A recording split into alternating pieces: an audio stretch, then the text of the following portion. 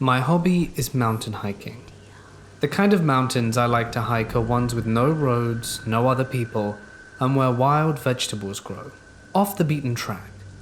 Sometimes on these hikes I come across strange or unusual things. For example, I once saw an albino antelope, and on another occasion saw an eagle the size of a grown man. However, the weirdest incident was the time I came across a family impossibly far into the mountains.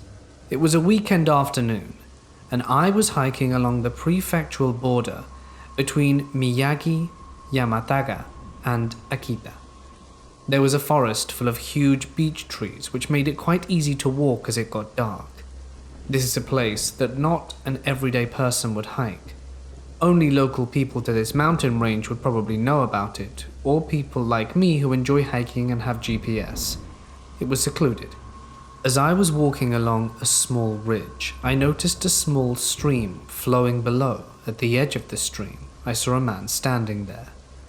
I first thought, he must be doing a spot of fishing. But then I noticed that he wasn't alone. 4 other people stood with him. They were all standing in the river. I couldn't see clearly because I must have been about 100 meters away, but I was sure that there were 4 people standing there. 2 appeared to be children. I didn't know why, but I thought they might be on the verge of committing a family suicide. I mean, to come all the way out here to this secluded mountain river alone, so close to dark. If that was the case, I planned to intervene and talk them out of it. I hoped that wouldn't be the case, but either way, I was interested in finding out what was going on, so I used my binoculars to take a closer look. Just as I thought, 4 people facing away from me. 2 children and 2 adults. I watched for a moment, waiting for them to turn my way so I could catch a glimpse of their faces, but they didn't move at all. I must have been watching them for 5 minutes, and yet they didn't move. Then it dawned on me. They're mannequins. Someone must have put them here as a prank or as a trap. I decided to go in for a closer look, since my first thought was to check on the family anyway. I quietly crept closer and didn't want to be noticed. In my mind, I was planning my escape route. Jumping in the river itself crossed my mind if something terrible were to occur. As I drew closer, my predictions came true. There were 4 mannequins before me, 2 adults and 2 children, all dressed up out here in the middle of nowhere. I was disgusted. My body shivered. I couldn't think logically why they would be here. I thought to myself, whoever did this must not be right in the head. I was now close enough to see the details on the mannequin. Each one had a name printed on its front. Each mannequin was peppered with small holes like bullet holes, like a shotgun bullet trail. The pièce de résistance was a broken box cutter blade sticking out of one of the child mannequins' backs. That was enough for me. I was terrified and began to make it back down the mountain. And even as I write this now, I'm shivering. Those creepy mannequin dolls with marks up and down them. Someone carried them all over there to do whatever they did to them, but why? These were not light mannequins either. They were bulky, heavy wooden ones. If I had to carry them myself, I would have to have stopped for a while to take a rest, but there were 4 of them. It must have taken forever to get there. This all happened 2 years ago. I guess they're still there.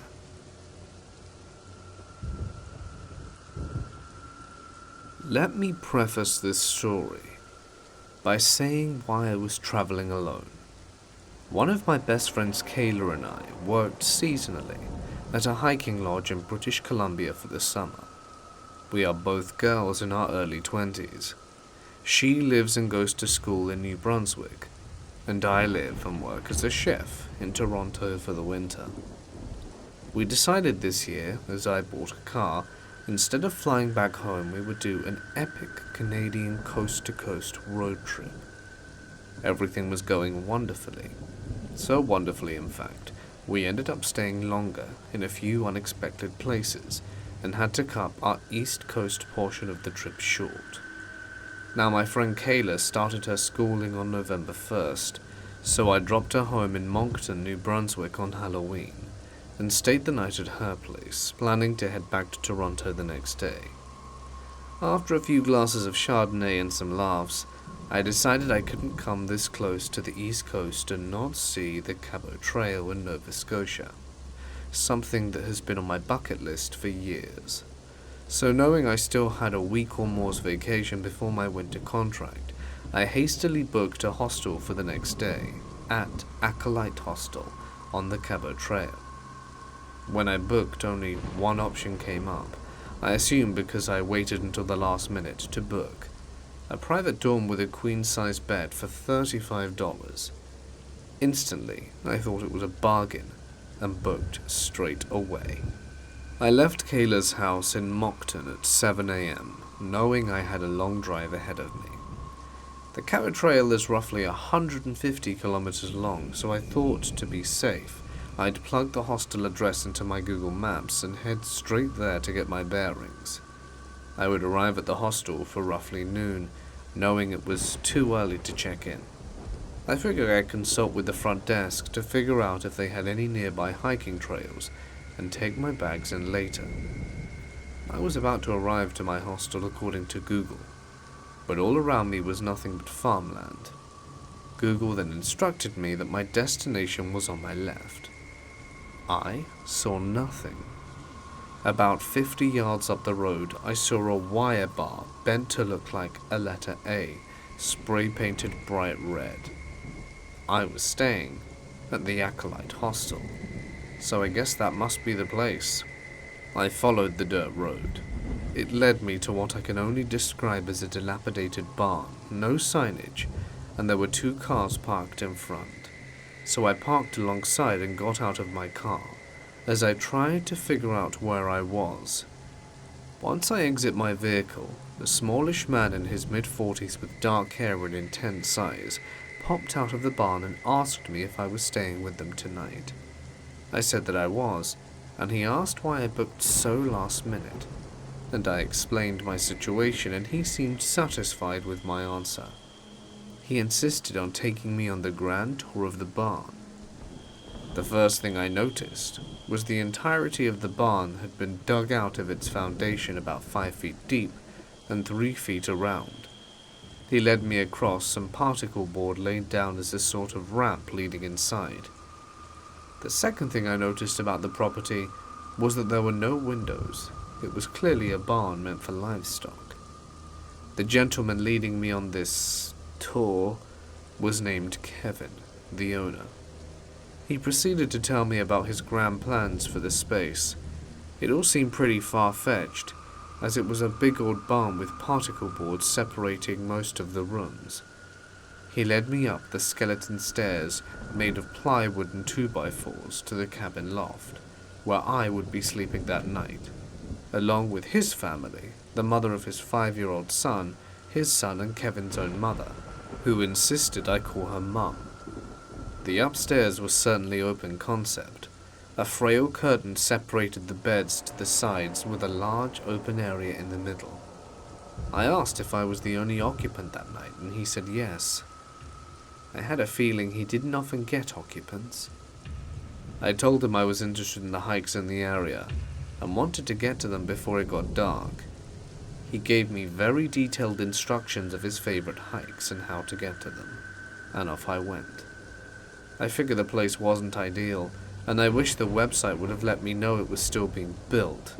But hey, I booked last minute and beggars can't be choosers.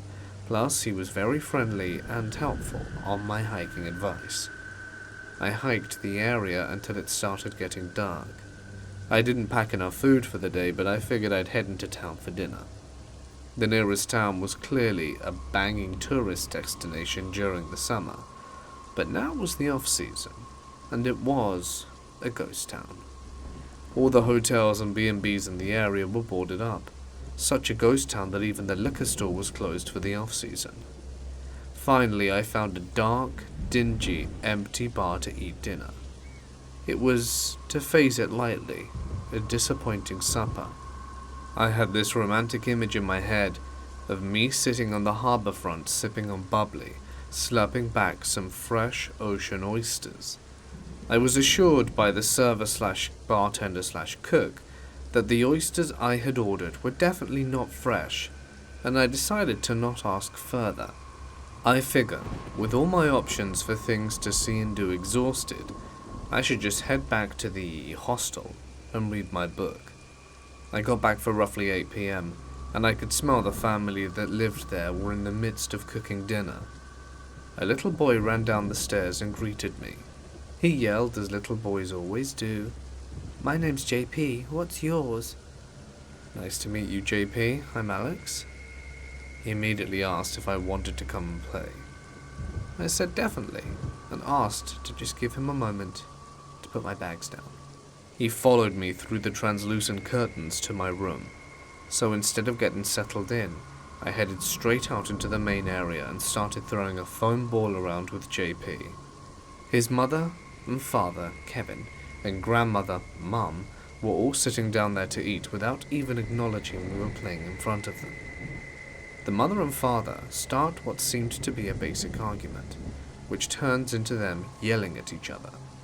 Completely weirded out, I told JP I needed to return to my room to call my mummy as she was wondering where I was. Of course, the boy who doesn't understand proper boundaries yet follows me through the curtains and sits on my bed. I tried taking his attention away from his family fight, so I asked him where he was going to school and his favorite colors and stuff. His mother starts calling for him, and he doesn't answer. Instead, he chooses to sit on my lap and hug me. Not wanting to cause any problems, I yell to the mother that he's in my room. She runs and snatches him off my lap, and yells to the father, "I know what you're like when you get angry. I'm taking JP, don't follow us." I hear her booking it down the stairs and him running after her. I hear a car start up in the lot, and not just drive but peel out of the driveway. I hear him cursing, slamming doors, and the sound of the excavator which I had seen outside earlier that day come on. I guess he wanted to do some handiwork to let off some steam. Now, just left upstairs is me and Grandma, who insisted I still call her Mum. I walked out of my not-so-private curtained room with my bag and say, "Listen, you guys are great hosts, but I should be going." She starts rubbing my arm and telling me to stay, explaining her daughter-in-law doesn't understand Kevin like she does, and that she is the real problem. Now I'm fully ready to tell Mum to just piss off right then and there, until I realize she still has a knife in her hand from cooking dinner. It's only a 4-inch paring knife, but with intent. I'm sure it would do some damage. I don't think she meant it as a threat. I think she was just a kooky old bird who didn't understand. Maybe don't hold the knife while trying to console a stranger. So I go along with what she's saying until she rubs my arm with one hand and flays the knife around with the other. I inch closer and closer downstairs towards the door. She keeps rubbing my arm and shoulder with her free hand, telling me to stay and that her grandson is special. And before I even booked the night, he had a premonition that I would be staying with them. As soon as I get out the door, I run towards my car. I start my engine and back up the lot to get out of there. Kevin in the excavator blocks the path, with about a 5-foot ditch on one side of the drive and the forest behind me. He gets out, says he's sorry, and tells me I should stay and that he'll make it up to me. Grandma comes out, knife still in hand, saying it's Kevin's fault I'm leaving. They bicker for 5 minutes until I yell if they don't let me leave, I'd call the police. All of a sudden they get super defensive, like I'm the one being unreasonable, so I turn off my engine and start to dial. Kevin gets back in his excavator and starts backing up. As soon as he's far enough away, I can see the opening to drive across the grass. I turn my engine back on and rip out of the drive. I'm sure I'm doing a number on the suspension of my little sedan. As soon as the property is out of sight, I go to call my friend Kayla. No service. I remember back to earlier in the afternoon when I first got to the hostel. I was going to check my messages and saw the no service sign. Even if I'd have wanted to call the cops, I wouldn't have been able to. I drove the 6 hours straight to Moncton, New Brunswick, and stayed with Kayla again. The site I used to book was Hostel World. Once I got back to Toronto, I couldn't even find them online anymore. I did, however, receive an email from Kevin explaining he was sorry and not to leave a negative review. They're not on any sites, Yelp, TripAdvisor, etc., so I couldn't even leave them a review if I wanted to. Funnily enough, they're still on booking.com and have really good reviews. I think it might be cool when there are other people there too. In any case, I would never return, not recommend it to anyone, and I'm fairly certain I dodged several bullets that night. I had this friend who was really into the occult. Unfortunately, I was the one who got him turned onto it. We had a mutual appreciation of the paranormal and all things weird, so I thought the subject would interest him. He started going deep into the subject, to the point where he wouldn't talk about anything else. He would actually interrupt a conversation and force the subject back to occult matters. Rude. But sometimes people go through phases where their interest is all they really want to talk about. It was a mostly forgivable offense. I think I should mention that this particular friend didn't have a very large friend circle. His depression and introverted nature kept him inside a lot. He didn't have the best of luck in relationships with women. His world was kind of small, and I did enjoy hanging out with him. So I did my best to be a good friend. I didn't want to just brush him off because he was acting a little weirder than normal. Honestly, for the longest time, he was a totally normal guy. We'd chat, play together on the PlayStation, sometimes go and see movies with my boyfriend accompanying us, and we all hung out at the park. We went swimming, and overall had a good time hanging out. Things started to go downhill when he started to smoke DMT. Personally, I think psychedelics are amazing tools that can offer you insight into your life, but they should be treated with respect. My friend got to the point where he was making it himself. Apparently it's pretty easy to do after a meager amount of research, and he was smoking it daily, multiple times a day. For those of you who are not familiar with the substance, when you smoke it, you get transported to a different world, an entirely new plane of existence. Your body and yourself no longer exist. You're just exploring this alternate reality dreamscape. My personal experience with it led me to see a dragon once in this kaleidoscope of a cornucopia. People see all kinds of different things there, but I digress. Now imagine what that does to a person when they're smoking it 30 plus times a day. He started telling me things like how he was the reincarnated Osiris. He said he was seeing Egyptian hieroglyphs all over the place in waking life. Apparently, he had hour-long conversations with entities in his bedroom, even when he wasn't smoking.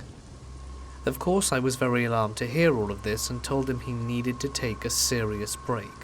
No drugs for a few months so he can find solid footing in reality again. At this point I was still hanging out with him because he obviously needed some help. And like I said, he didn't have a lot of friends that could give him that. He was also the black sheep of the family, so I knew he wasn't getting any support from them.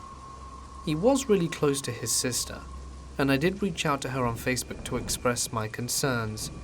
I pushed her to talk to him into getting some psychiatric help, because he was slipping past the point of no return. I'm not really sure if she took my messages seriously, since we didn't really know each other.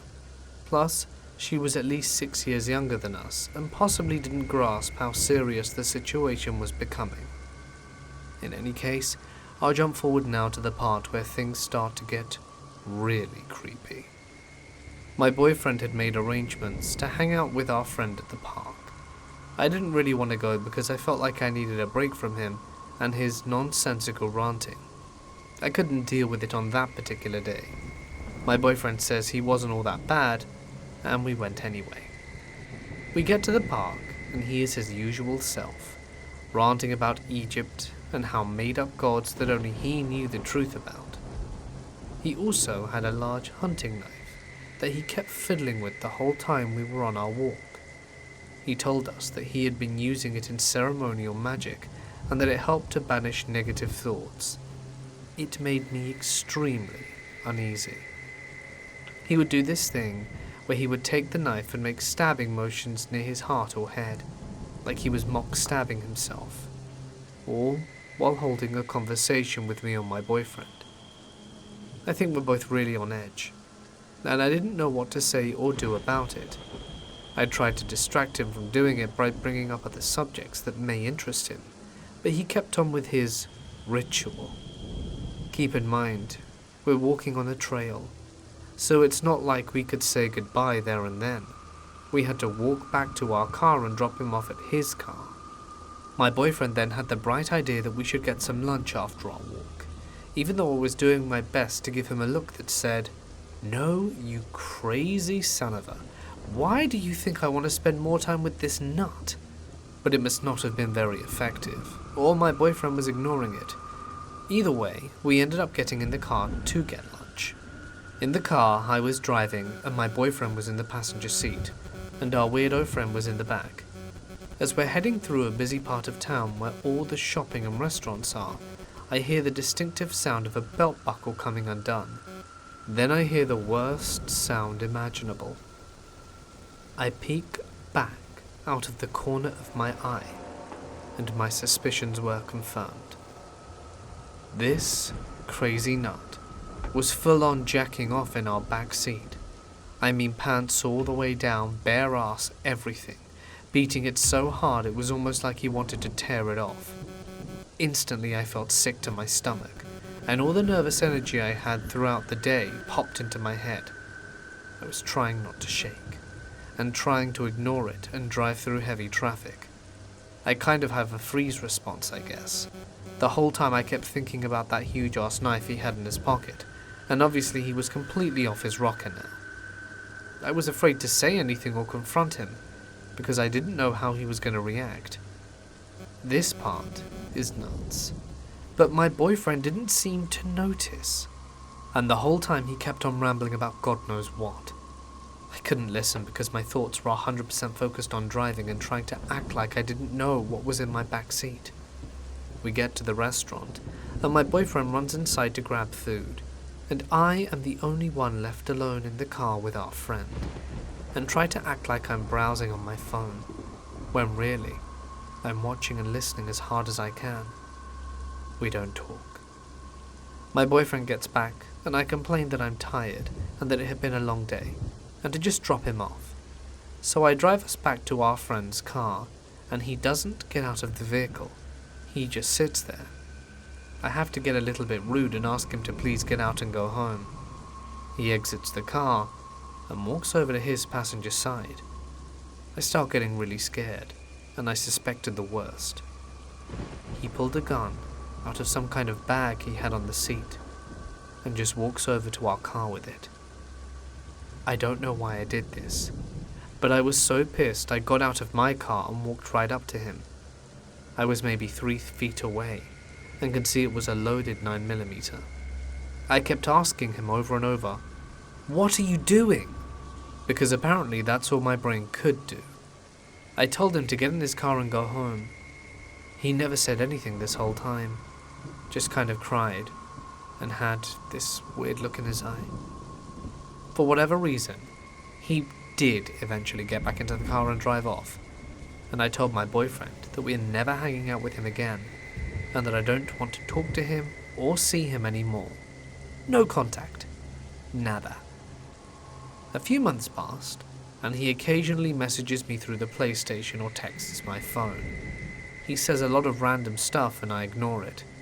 It turns out he moved down to Tennessee near Nashville. I don't know why. He had a roommate and I think their girlfriend lived there? I'm not too sure on the situation. I think maybe he's turning his life around and getting a fresh start down there, and I think it's best to cut all contact with him and let him regroup. I'm not interested in any kind of friendship with him, and I know he needs help beyond anything that I could offer. But again, I reach out to his sister and let her know that he had a gun. She managed to get it from him somehow, but it did little good in the end. I get a call about 11 p.m. one night that wakes me up. It's a man claiming he's a detective down in Gallatin, Tennessee, and my heart skips a beat. I start sweating and immediately ask what happened. Apparently, my former friend stabbed someone to death on Halloween Day. I don't know all the details, and the articles about it are kind of sparse. The whole thing is kind of surreal, and I'm just left feeling like I'm lucky that I didn't get shot last summer. I still feel creeped out and sick by the whole ordeal.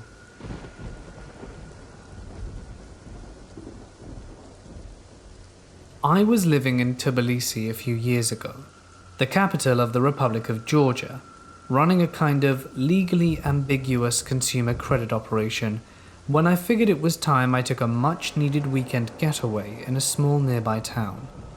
The town I settled on is an extremely popular tourist location, given its beautiful location along a river nestled in a deep valley and rife with ancient churches. With many options for potential guest houses, hotels, and rentals, I decided to not book in advance and just trapeze around until I found something appropriate. I found a very adequate guest house perched on a hill about a 1-acre plot.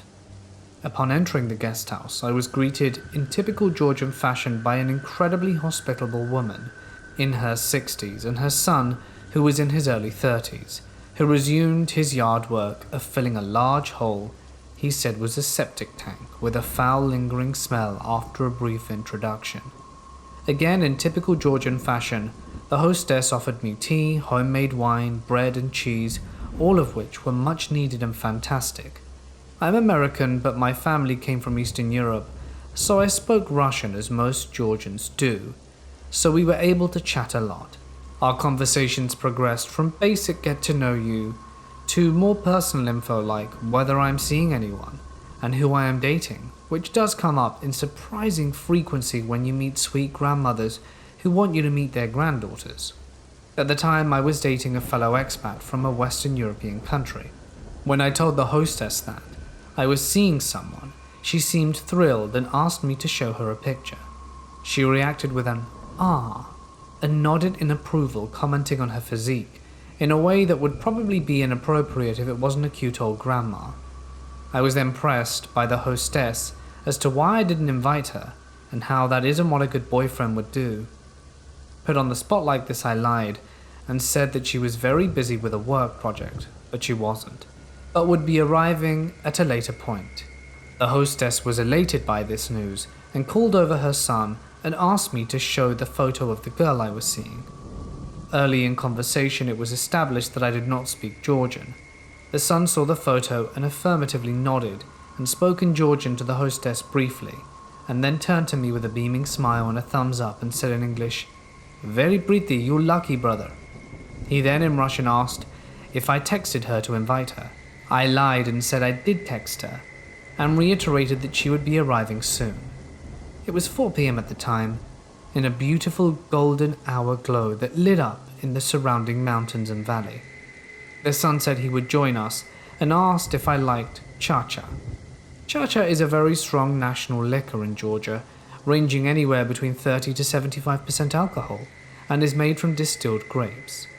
I'd become quite the savant of cha-cha, and despite some strange feelings about the fixation on the female visitor, I obliged. Cha-cha is not for the weak-hearted, but I was very used to consuming it at the time. I should have paid more attention to the very intentional placement of the shots he filled for us, but I pushed those misgivings aside and had the shots after a very traditional toast. Around 20 minutes later, I felt exhausted and ill and excused myself to my room, saying I needed a quick nap. Walking to my room, I knew something was amiss. As mentioned from the beginning, I was fronting a questionable business and did have a firearm in my bag and made a mental note to take it with me and put it under my pillow. But as one can imagine, it isn't easy to remember things, even on short term, when apparently drugged. Despite failing to collect my weapon, I did close my blinds as the afternoon sun was blaring in the room and I wanted darkness. Passing out around 4:30 p.m., I awoke to darkness at 4:45 a.m. with a raging headache. My window shades were partially opened, despite me closing them before passing out. They were opened within about 2 feet of space visible to the outside. My bags were not in the position I had left them, and the television was on and on high volume despite me never using it, and the door was only partially closed. I peered out the window and didn't see anything, so I quickly went to my bag, retrieved my firearm and went to the bathroom with the intention of calling my co-workers or a driver to pick me up. I had no call service and no Wi-Fi despite having perfectly fine reception the day prior. I went back to bed with the weapon under the pillow and zero desire or inclination to fall back asleep. After an hour or so of pretending to be asleep, I saw the sun peer through the window and get a look inside. At this point I was certain it was not my imagination playing tricks on me, and that I was in trouble. I came out around sunrise to find both the hostess and her son sipping tea on the deck, and told the hostess that my girlfriend was arriving soon on a bus, and that I'd bring her when it arrived. I grabbed my backpack and left my other bag to give the impression I wasn't fleeing. Got service immediately after leaving the property, and called a partner to pick me up. Old school businessman who was floating the money I'd run the lending operation with, and I told him the story, and he said he would handle it. He did handle it. I still think about the foul-smelling hole the son was digging. Last guessed? Weeks later I decided that wasn't the place or business for me, and applied for law school on the other side of the world.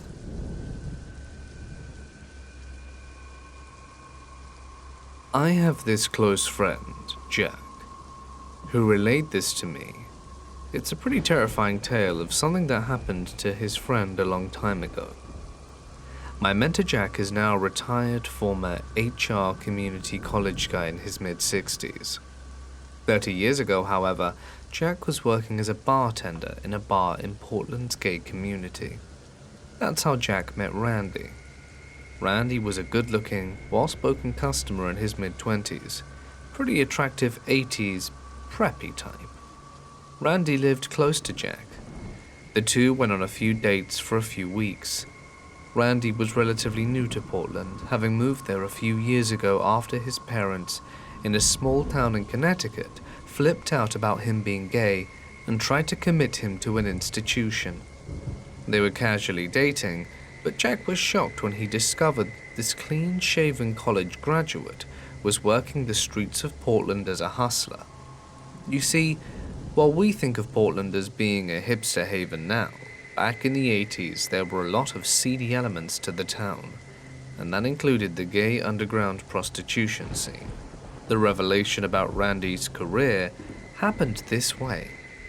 Randy called Jack one night and asked him if he could come over. He showed up at Jack's apartment pretty upset. It was there that Randy confessed to Jack that he was a prostitute, and he then relayed a wild tale about something that had happened to him the night before with a client.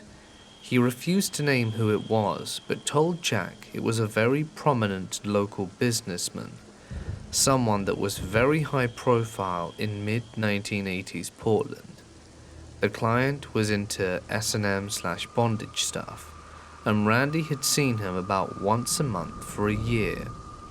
The previous night, after they had concluded their scene, the client said to Randy, "I had a fantasy that I kidnapped you and kept you forever." He asked Randy if he wanted to stay with him. Of course, Randy said, "No way," and the guy got angry. The chauffeur drove Randy home, which was in hindsight a huge mistake. The client now knew where he lived. Earlier that evening, Randy was heading home, but before he got to his apartment, Randy noticed his client's limo parked down the street from his building. So Randy noped the hell out of there and ate dinner elsewhere.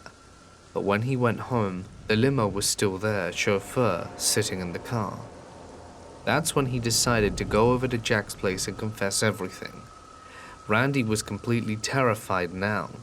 He tried to laugh it off as some dumb joke, but the fact that the chauffeur had spent hours parked in the same spot a few blocks from his apartment building was scary as hell. Randy begged if he could just stay in Jack's place for a few days so that this could die down. Even though Jack was totally surprised and pretty confused about all of this, he let him stay at his place until a few days later. Randy called him at work and told Jack he decided to go back to his apartment.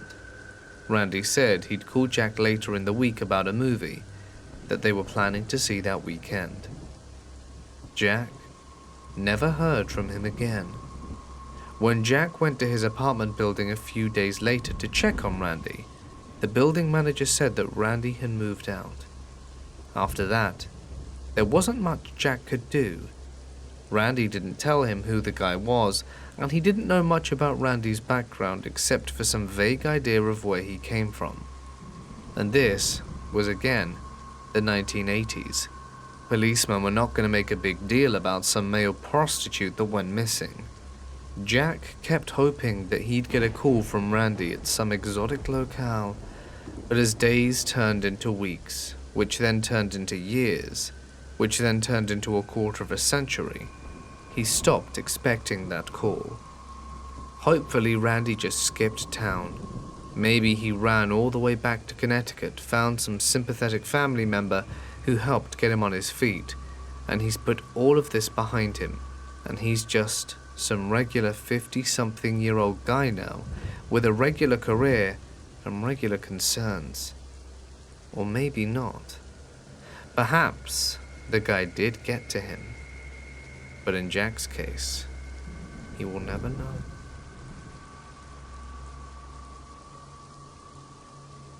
This happened when I was 25.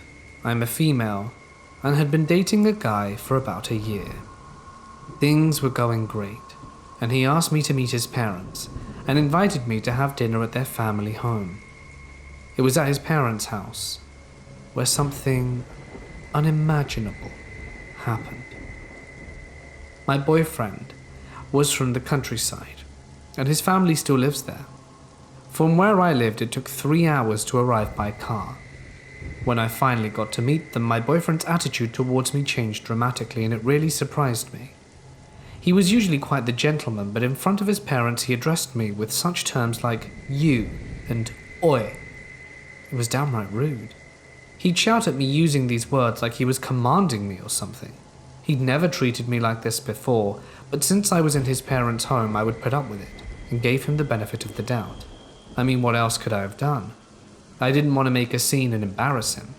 I could see where he got it from. His dad was throwing his weight around and bossing everyone.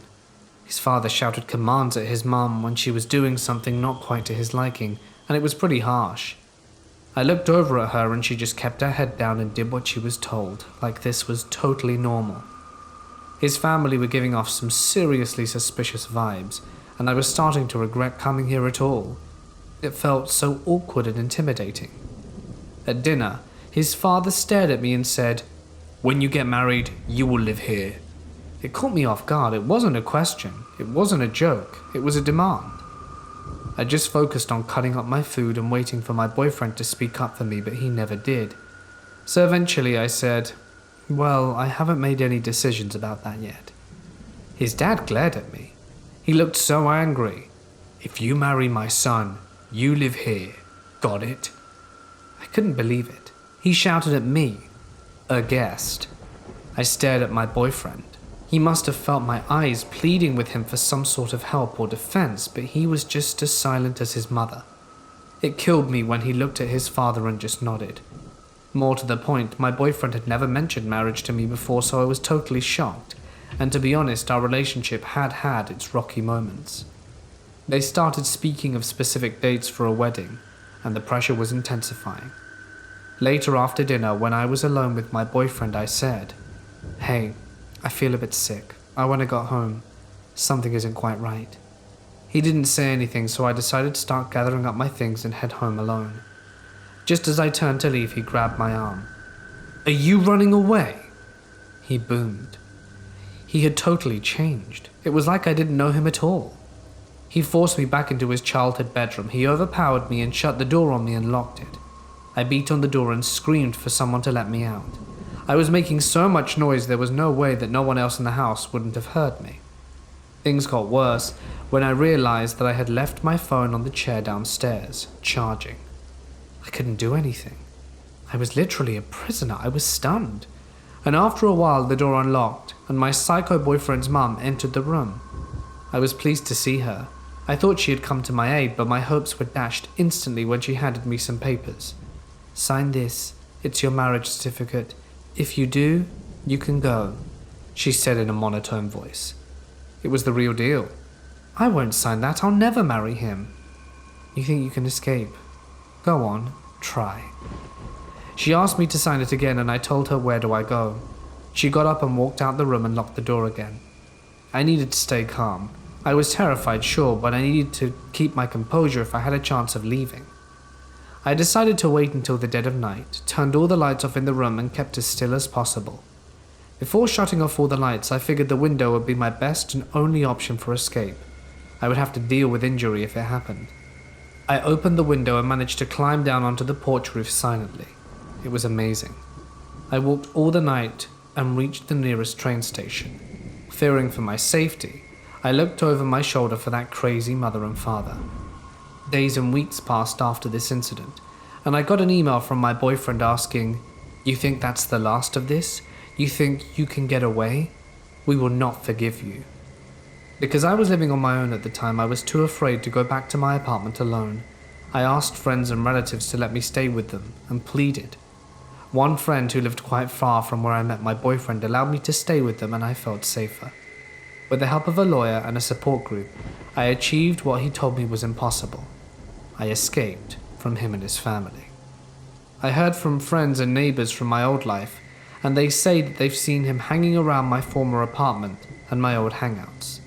Even though I live miles away from him now, I'm still worried he'll find me, or find a way to hurt me and my family.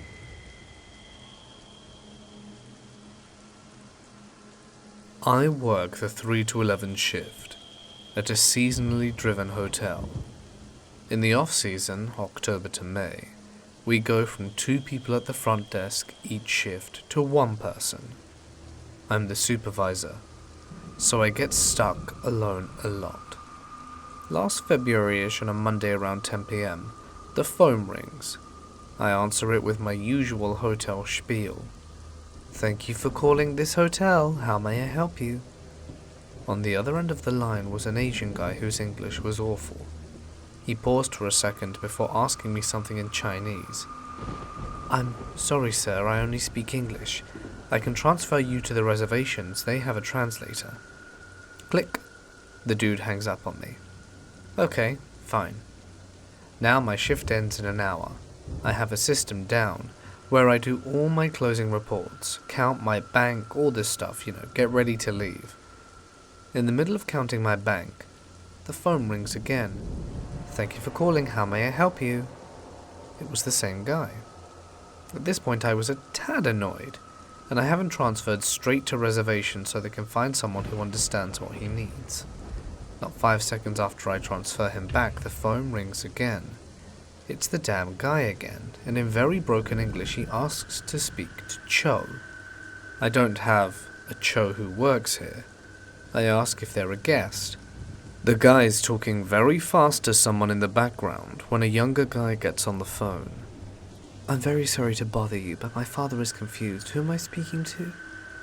I'm getting more annoyed by the second. Is it time for me to go yet? "Hi, this is the hotel. Who are you trying to reach today?" The son doesn't say anything for a second, then I hear him speaking to his dad in the background.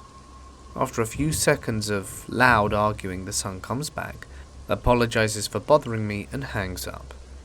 Then the phone rings again. It's the son. "Look, ma'am, I'm really sorry, but I'm not trying to call you. We've been trying to call my dad's best friend Cho all night.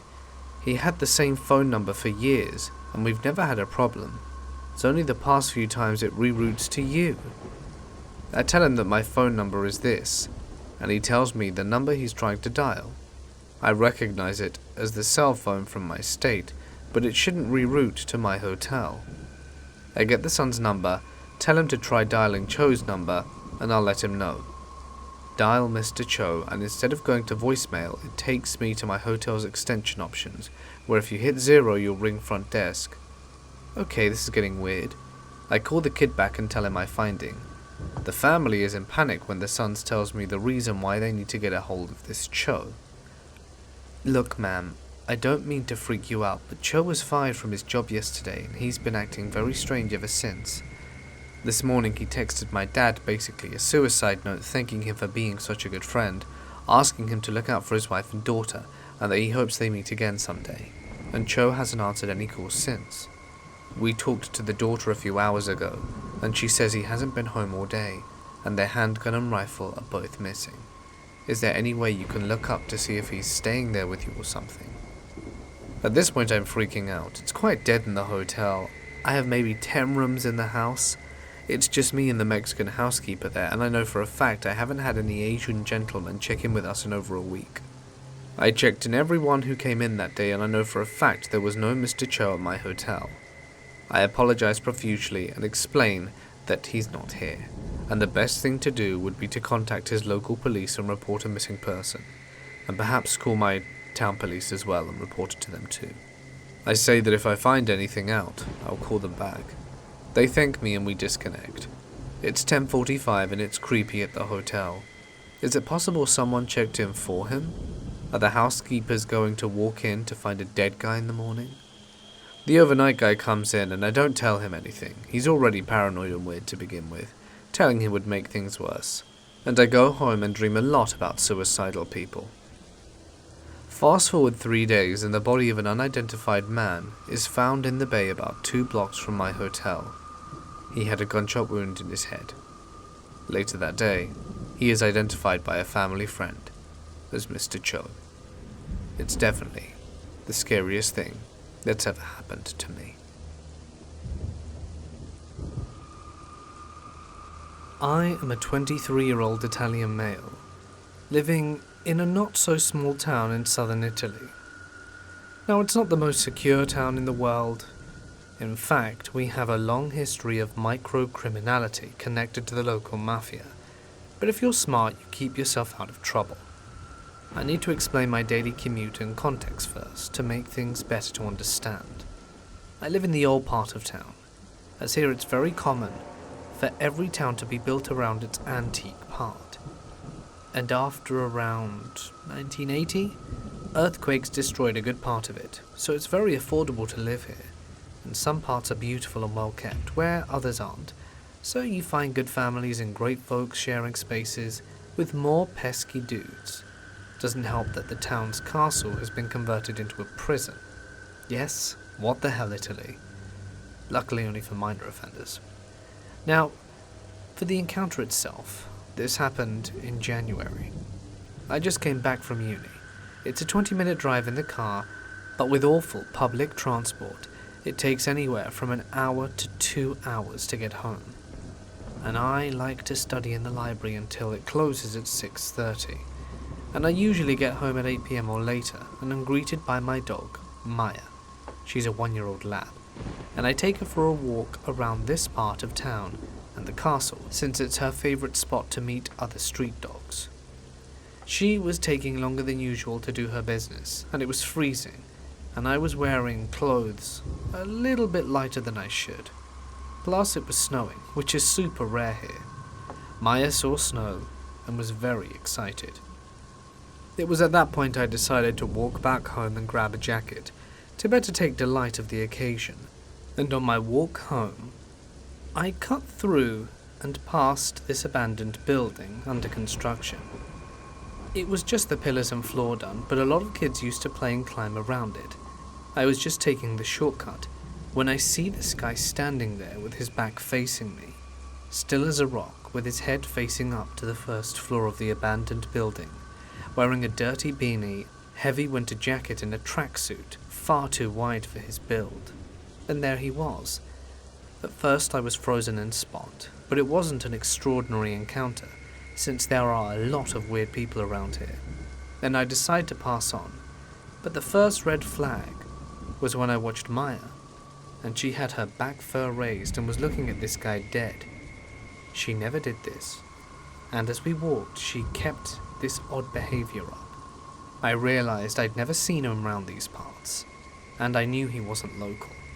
His face was creepy, greasy hair, a 3-day beard, and he extended his hand to Maya. Stupidly, that calmed her down a bit. Maybe he was just mentally ill walking around. But anyway, there's a dormitory for mentally ill people not too far from here. But when he was trying to pet my dog, I hear something moving on the first floor.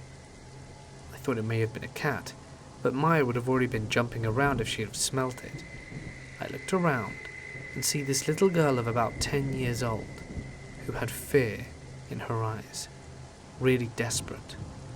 And I'm not exaggerating the detail. She had a familiar face though. Must have been one of the kids that played around this building. She must have seen me walking my dog around, because as soon as she recognized me, or my dog, she caught eyes with me and whispered, "Help," with her lips.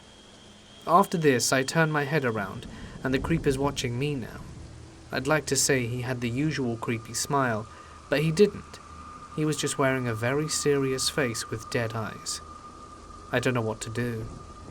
I'm 6'2", and kind of imposing, but I've never fought anyone, and I'm generally just a peaceful guy.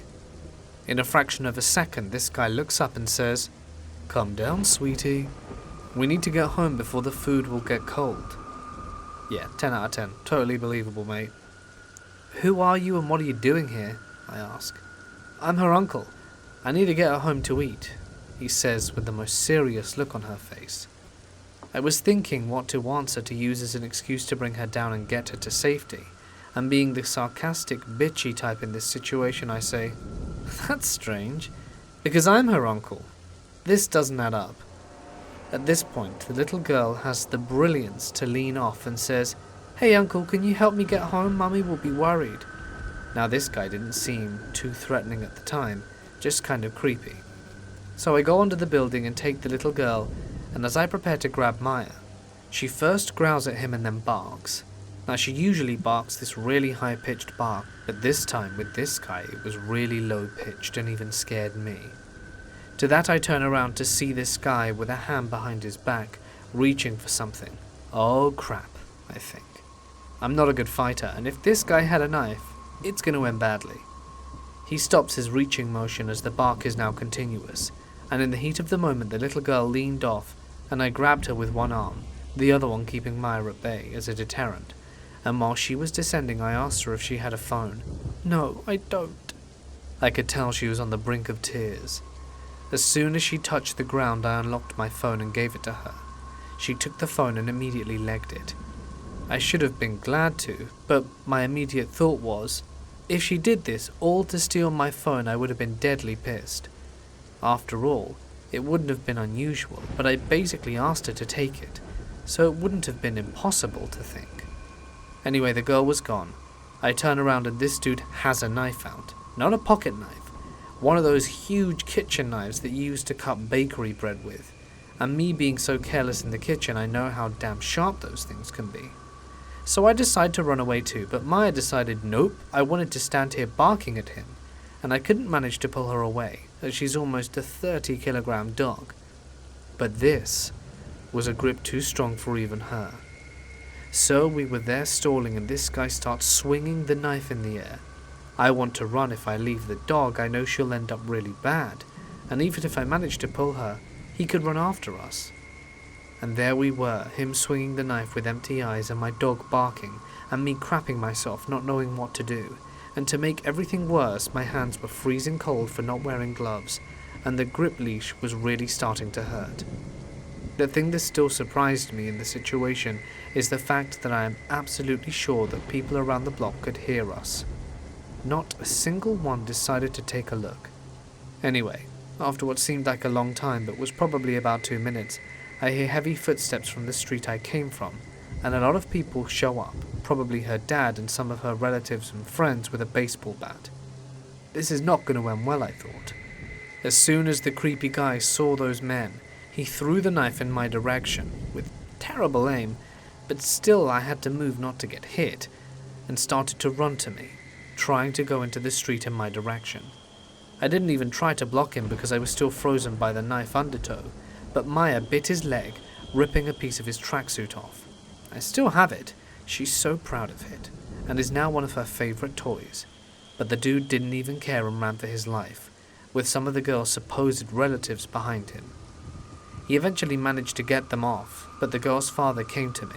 I thought to thank me, but instead he screamed, "Who the hell was that?" while waving his bat menacingly.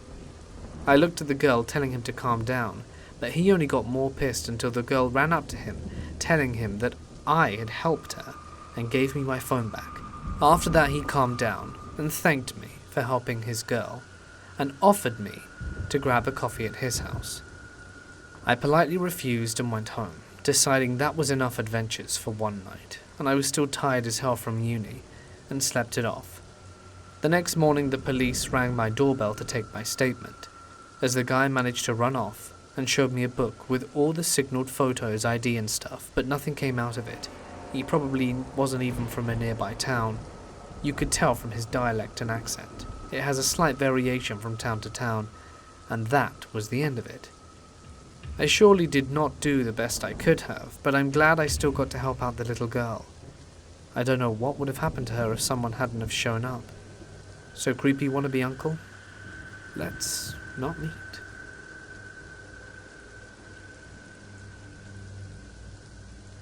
I was 11, almost turning 12, and my family decided to go to America for a holiday, where we stayed in Las Vegas for a few days at the Stratosphere Hotel. The hotel is split between hotel rooms and a large casino that we'd sometimes have to walk through to get out of the hotel. One night my parents had to go do something, and they told me to just wait there. So stupid of them. It had been quite a while, and they hadn't returned. Later, a woman, probably in her late 20s, approached me and asked if I would accompany her to the elevator because she was scared of them. My first thought, with a naive 11-year-old brain, was to of course agree, as I loved being a helpful hand to other people.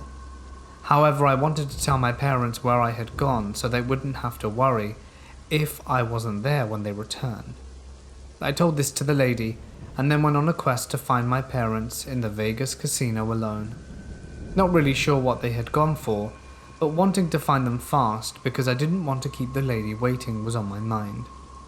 I couldn't find them, so I decided to just go back and accompany the lady anyway, since I had nothing better to do, and would probably be back before my parents returned. To my dismay, when I returned, she had gone. Soon after, my parents had finally come back, and they explained that she most likely was going to try and kidnap me, but left because I said I would tell my parents. In retrospect, I find it completely moronic to leave an 11-year-old alone in a Las Vegas casino for over half hour. It was a recipe for disaster, and God knows what would have happened had the lady still been there. Here is some backstory. I live in a small town pretty far away from the main city, but it's still a part of it. I live in Karachi, Pakistan. Right next to my town is a rural area with farmhouses and animals and breeding places. In this rural area, a friend of mine owns a farm with a good amount of ammunition, which is very rare in Pakistan because of gun laws. But the friend happened to be from a gun-dealing family. They were staying at the farm that night, and it was only me, my friend, and a helper there. His cousin was usually there, as the cousin owns the farm, but he was off doing some work that night. Me and my friend were on the rooftop smoking cigarettes and drinking some beer when I noticed a large semi-truck approaching down the highway into the rural area. It came down the road, and just when it was about to make the turn to go onto the farm road, the headlights went off. That's when we knew it wasn't a friendly truck. My friend made a dash outside carrying a 9mm pistol, which was usually enough to scare people off. But just to be sure, I stood on the rooftop with an assault rifle. Our goal was to only scare these people off and not do anything stupid. Now, my friend made a big mistake, standing outside the farm, and some people shot rounds straight at him. As you can imagine, we were petrified. My friend ran to the other side of the road in a panic, no clue what he was going to do, and I shot a whole clip into the air trying to scare off these guys, basically saying we have larger guns as well. It seemed to work, as the guys left straight away, and my friend came up and we sat and smoked more, thinking about what we should have done. We were considering going to the police when the guard dogs began barking like crazy. These were well-behaved dogs that would not bark for any reason, and they seemed to be barking at cattle. I ordered them to quiet down, which they normally would do right away as they obeyed me, as I had trained them, but they didn't seem to budge. They kept on barking and biting the cattle when the helper let out a scream that was immediately hushed out. I actually thought that the helper was shot dead or something. I was scared out of my mind, so was my friend. I made my way down to find the helper lying on the floor with his head busted open. That's when I noticed the farm door swung wide open. One of the guys, or the robbers, had snuck into the farm and hidden among the cattle, looking for the perfect opportunity to open the farm door. I looked up to see my friend with horror in his eyes. The truck was approaching again. I'm pretty sure I almost crapped myself this time, knowing full well that we were not only about to get robbed, but probably killed too. I untied the dogs immediately, thinking they would provide at least a bit of help. My friend tossed me the 9mm, and I stood there shaking, waiting for a possible shootout death. That's when the luckiest thing I've ever seen happened. The police had been reporting shots fired, and they made their way to the rural area. It was rural, so it took them quite a while, but their timing was amazing. The red and blue lights possibly scared the robbers away, but they were like angels sent from heaven for us. We told the cops everything that happened, and the cops offered to stay with us for the night. We accepted it, and told the neighboring farms about the lurking threat as well. Thankfully, nothing like that ever happened again.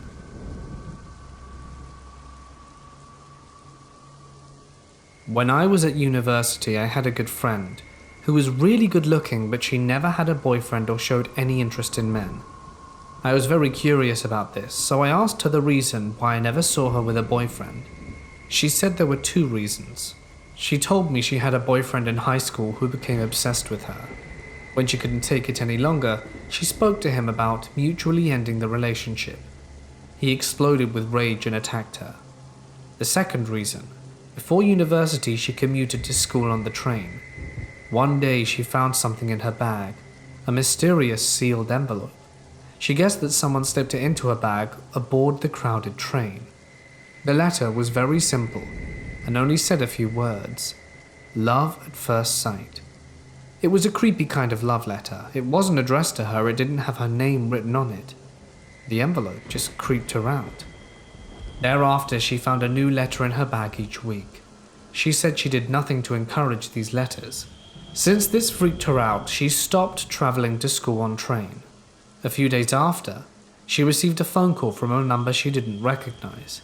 Oh God, she thought, this is freaky. She didn't answer the call, but saved the number as stalker. A few days passed, and she set up an answer phone to see if the stalker would leave a message, and she was surprised that they did. Her hands were shaking when she listened. Why did you go away? Why did you leave me? She said that she began to develop a fear of leaving the house and a fear of men. It took her years to recover from the fear instilled in her, not only from her ex-boyfriend, but the train stalker too. Once she had her confidence back, she attended university.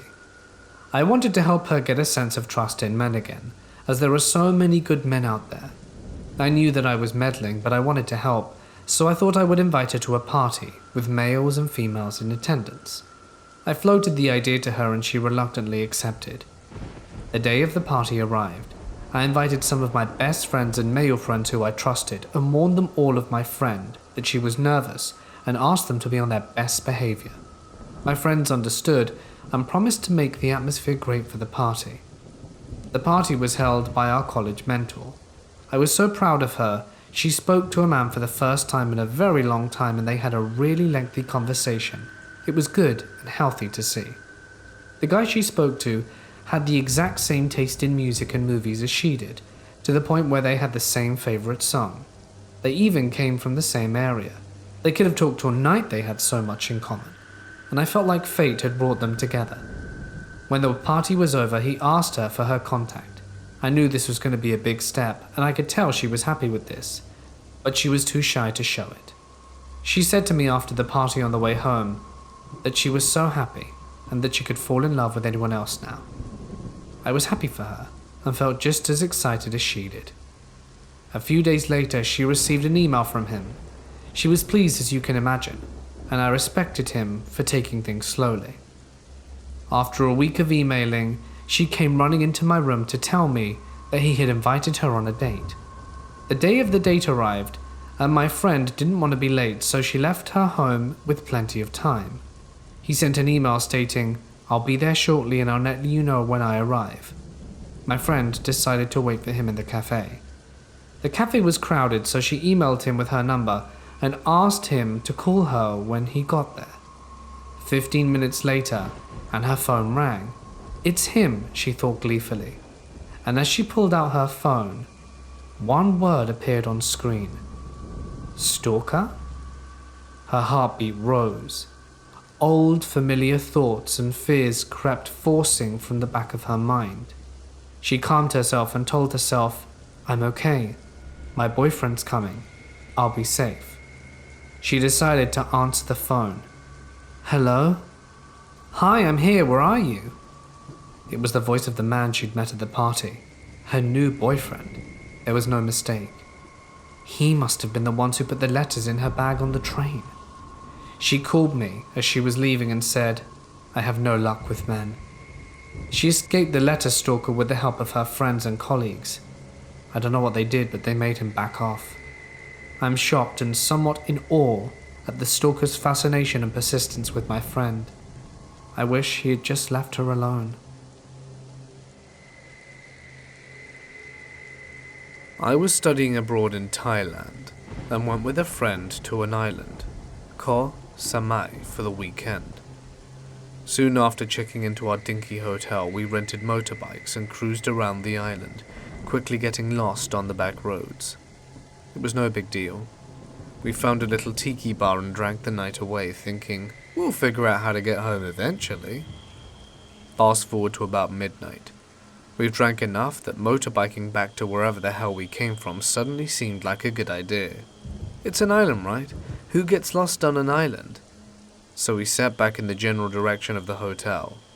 After about an hour of zigzagging around dirt roads, we passed something that smelled terrible, and I turned back to make a sour face at my friend. In a flash, I went off the side of the road and smashed the motorbike into an embankment that was what I assume a swamp of the town's sewage. By the time I realized what happened, I was almost fully submerged in trying to account for my body parts, let alone wipe my face and mouth clear of the revolting slush. I scrambled out, scratched, bruised, and shamed, but in one piece. The motorbike was stuck, half submerged. We yanked it out and somehow got it running again, then limped back towards the hotel. We eventually made it back to the hotel. It must have been at least 3 a.m. I stunk of crap and had a plethora of scratches and bruises that had been marinating for over an hour. So I sprinted to the hotel shower room like my life depended on it. After a few minutes of obsessive scrubbing, I emerged to an empty room with no friend in sight. So I went over to my suitcase to get dressed and looked for him. It was practically empty, save for a few t-shirts and underwear. Strange. I went for my backpack. Nowhere in sight. My friend's backpack. Not there. We were robbed. Frantically, I threw on a shirt and underwear and ran outside to find my friend banging on the door to the lobby, already aware our stuff was missing. Feeling drunk, hungover, and violated in multiple ways, I sprinted over to join him, banging and throwing rocks at the window until someone responded and helped us report the crime.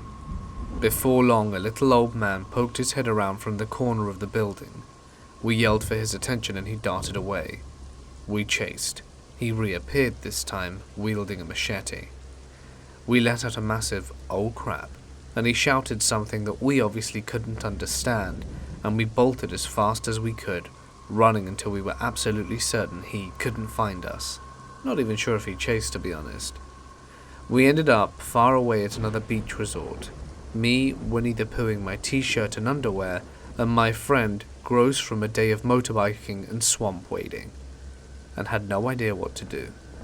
We had no hotel, no passport, no clothes, and our wallets and phones were back in the recently robbed hotel room, where a little old man was waiting for us with a machete. Defeated, we passed out on the resort's beach chairs and allowed mosquitoes to feast on our helpless bodies until the sun rose. That morning we limped back to the hotel, snuck into the room, grabbed all that was left of our possessions. Thankfully it wasn't robbed twice and our wallets were safe.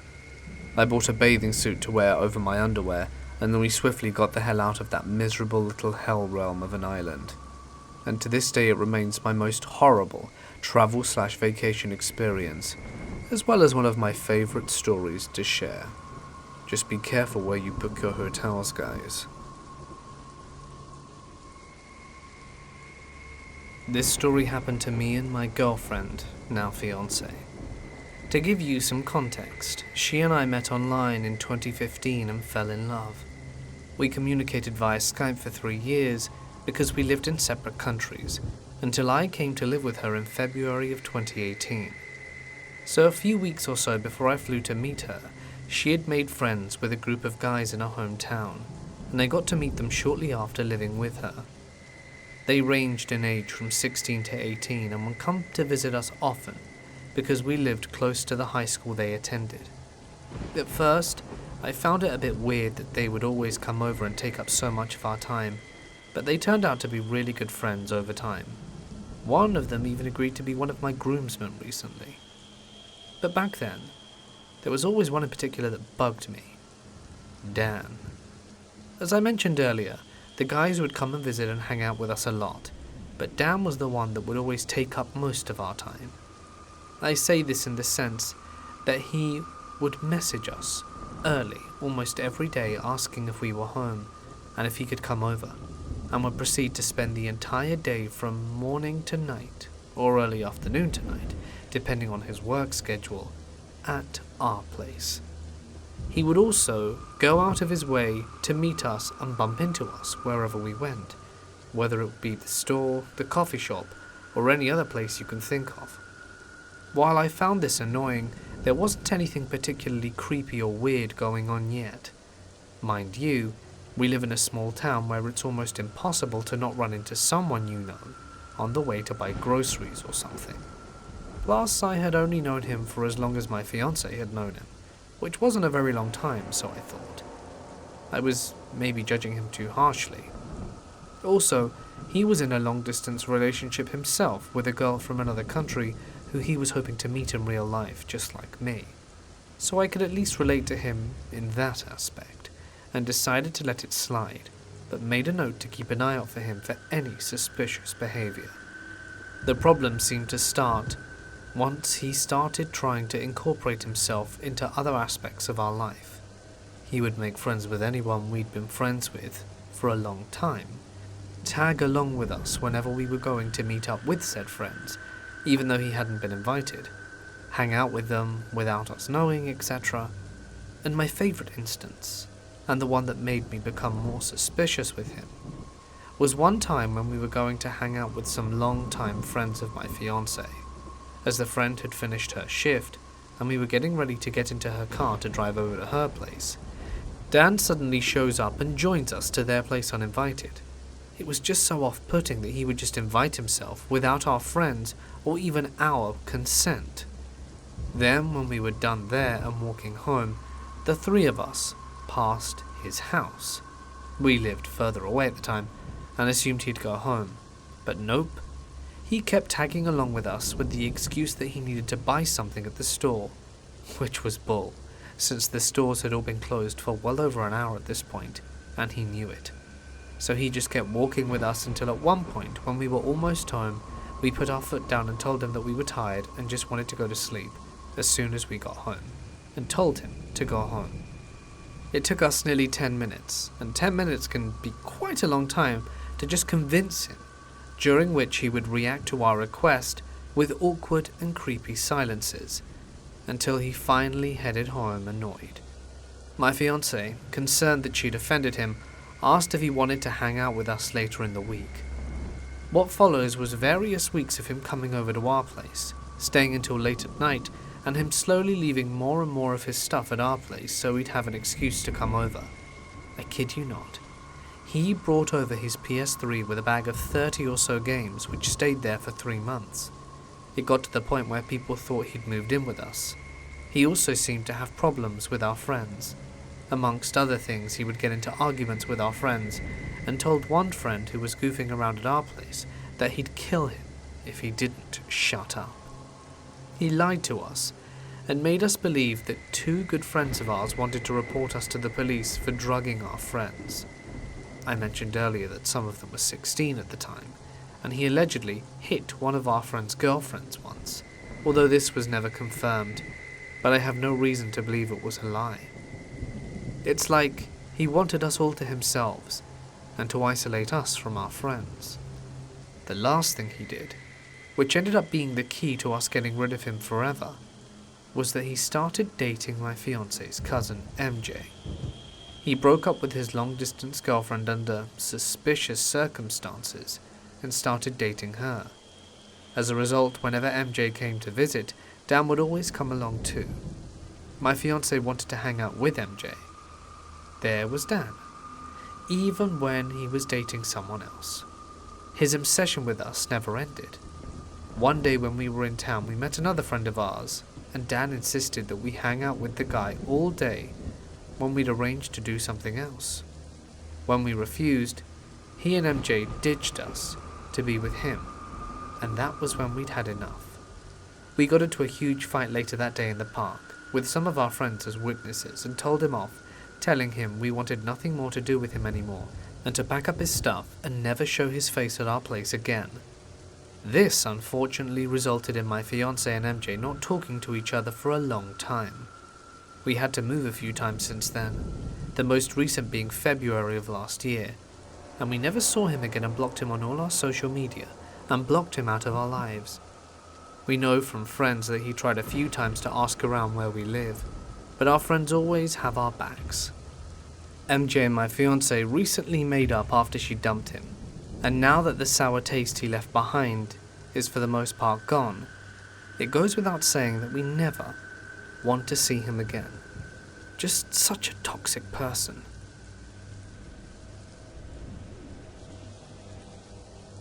This happened to my mother, Emily. When she was in her early 20s, she was traveling from one city to another by bus for a business conference. Next to her was this young man heading to the same city. For the entire trip, he was telling her how beautiful she was, how he had fallen in love with her, and it really scared her. She attempted to ignore his confessions, but they had traveled together non-stop for 5 hours in a full bus. Come to find out that they were staying at the same hotel. It's the first night, and the guy somehow found my mum's room and kept banging on the door, pleading for her to open up, telling her he was crazy about her and that he couldn't live without her. She was up all night and scared to death in her room. She apparently notified the hotel, but they didn't do anything about it. By morning, things had quietened down, and she was getting ready to leave the room. She cracked the door open, realizing she couldn't open the door, as it was tied with wires from the outside. She was stuck in the room. She banged on the door for the longest time until the hotel employees heard her and were able to cut the wires to set her free. She bolted out the room as fast as she could and brought the earliest ticket home and called the cops and told them to get to the hotel and get the guy's info. She never saw him again, thankfully, as she wasn't sure what became of him, but perhaps it's better that way. What did he have planned? Why was he tying up the door? What's wrong with some people?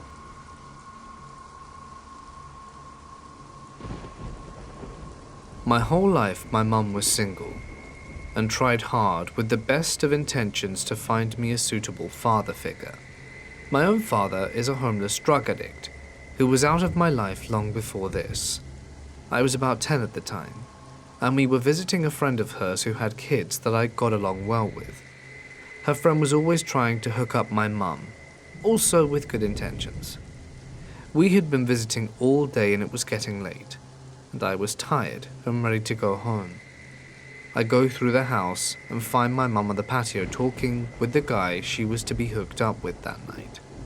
As I stepped out onto the patio and set eyes on him, I was immediately stricken with a deep-seated feeling of dread and wanted nothing more than to get my mum away from him as fast as possible. In fact, looking back at his face, he almost seemed evil in a way I cannot explain. As this hit me, I tried to stay calm, and I asked my mum to come inside so that I could speak with her. She came inside and I told her I wanted to leave as soon as possible, sensing that I was feeling distressed for some reason, and being the great mum who always listens to me in situations like this, she said okay, and soon after we left. As soon as we were on the road, I told my mum exactly how I felt and that I didn't want her to ever see or speak to him again. Once again, not wanting to upset me, she said okay and didn't speak to him again. Maybe 6 months later, my mum's friend calls to gossip as they frequently did, and she tells my mum that the same man from the night was now in prison. He had gotten together with a woman who had 2 kids, and one night he ended up locking the kids in a closet in the same room, and he had their mum tied to a bed and repeatedly raped her. My mum was sitting on the floor of the living room reading the newspaper, as she usually did while on the phone with her friend, and I was on the couch next to her watching TV. And I will never forget the look she gave me as she told me this news.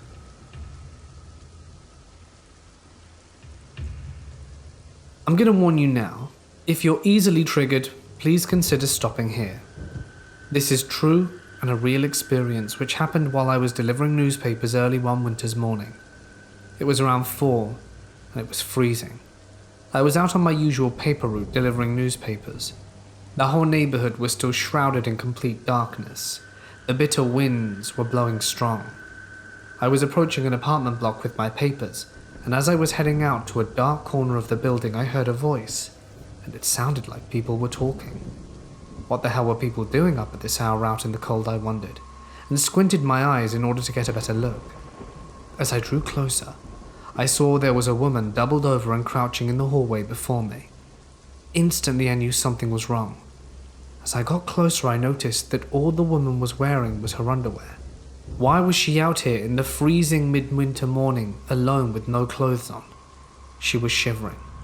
I went over to her and asked her what happened, if she was okay or if she needed any help, but she wouldn't reply. I couldn't stand to see her like that. Before long she would freeze, her lips were already beginning to turn blue. I took my coat off and tried to put it around the woman, and she pleaded with me not to give her the coat and tried to push it off. She muttered something about if her husband saw her with the coat she'd be in trouble. In that moment I knew I had to do something. I suspected domestic violence and I called the police. While I waited for the cops to arrive, I waited with the woman by her front door. She still wouldn't say a word. I didn't know how long she'd been out there. It was truly sad and haunting to see that woman alone in her underwear on a dark, cold winter morning. While we were waiting for the police, her front door burst open, her husband came rushing out, and he started shouting at her. She cowered as he threw a punch at her, and I obviously intervened, and thankfully I was strong enough to protect her until the police arrived. The woman broke down, told them that this wasn't the first time that he had forced her onto the cold in just her underwear. So it seems like this kind of thing happened all the time, which made me sick to my stomach. I've always tried to see the best in people, but this incident rocked my confidence in human beings being decent. I mean, to throw your half-naked wife out into the cold. Humans are the worst.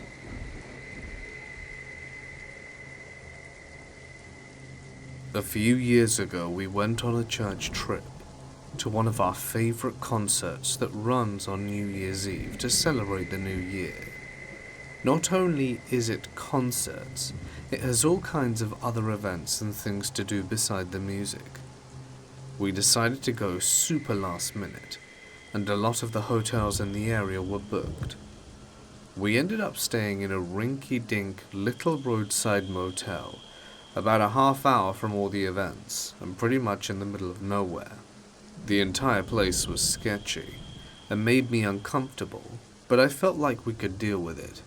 So, we were separated, boys in a room, girls in a room, and then chaperones. We get into the room and the first thing we notice is a back door. What kind of hotel has a back door? The chaperones staying next door insisted that it's sealed shut, but still let us know if anyone knocks on it to not hesitate to let them know by knocking on the wall or whatever. No sooner than 5 minutes later, one of the guys comes to our room and, jealous of our back door, throws it open, proving that it wasn't sealed shut as we were told. We locked it and went about our business. Late that night at about 11:30 to midnight, we get back to our hotel and our chaperones tell us to lock the doors because there were men sitting outside drinking, very obviously drunk, as they started catcalling us because we went to our room. I didn't think much of it, and slammed and locked the door, which the young girls in our room decided would be completely okay to always answer without looking first, because, well, why would they be knocking on our door if they didn't know us, was their logic. Not okay. And I had to explain to them that you always need to look to see who you're opening for, obviously. Anyway, late that night, I was woken up by an odd sound, almost like tapping. I sat up and glanced around the room before I realized someone was knocking on our door. I very quietly got out of bed, careful to move as silently as possible, and went to the door to check on the peephole. No sooner had I glanced out, a hand slowly covered the peephole to hide two of the men that had been drinking outside earlier, and my heart started racing. I slowly got back to bed, trying to stay quiet and calm as the knocking persisted, only to see a shadow move out of the corner of my eye, and realize there was someone standing there, the back door as well, barely visible through the blurry tinted window. One of the girls I was with woke up too. Confused, she looked at me. I used my phone to explain the situation silently, as we both waited, terrified, as we watched the shadows through the window and hoped they would leave soon. At some point we both managed to fall asleep again, but when I left the room the next morning, there was a paper on the ground in very shaky, messy handwriting, and it read, "Seeing your pretty eye was enough." I can still remember that note perfectly, even after I shredded it and flushed it down the toilet to avoid anyone finding it. I was young and stupid. Looking back now, I know 100% I should have went straight to a chaperone and told them what happened. It could have been a very dangerous situation, and I'm extremely grateful that I was awoken rather than one of the other younger girls, who would have probably opened the door without checking. I'm also grateful that I triple-checked the doors to make sure they were locked. However, at the same time, it also didn't seem like a big deal to me. Nothing came of it besides extreme paranoia for a while. But all in all, the only long-term bad effect was a permanent bad feeling and fear of roadside motels.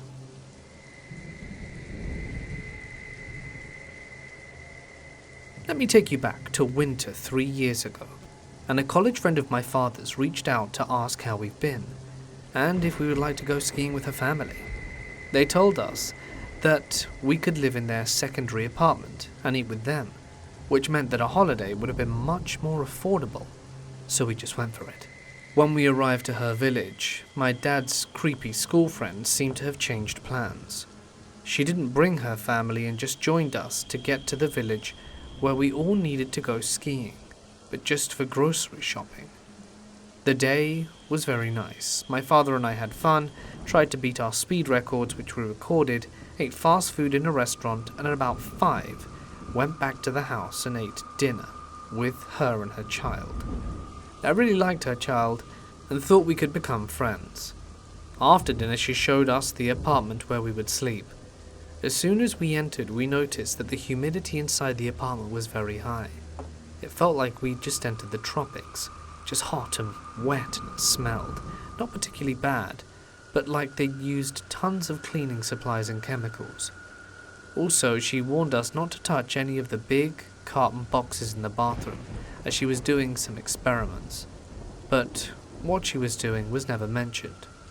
While searching for duvet covers and blankets, we also discovered a small door. Behind it we just saw darkness and didn't know where it led, but it was late and we wanted to sleep. So we didn't inspect the shaft or whatever it was. I read something and tried to sleep, but I couldn't. I had the feeling that something was off, but I shrugged it off, thinking I saw too many horror stories.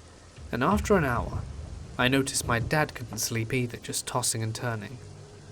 I told him, and I can quote and translate word for word, I just got a weird feeling.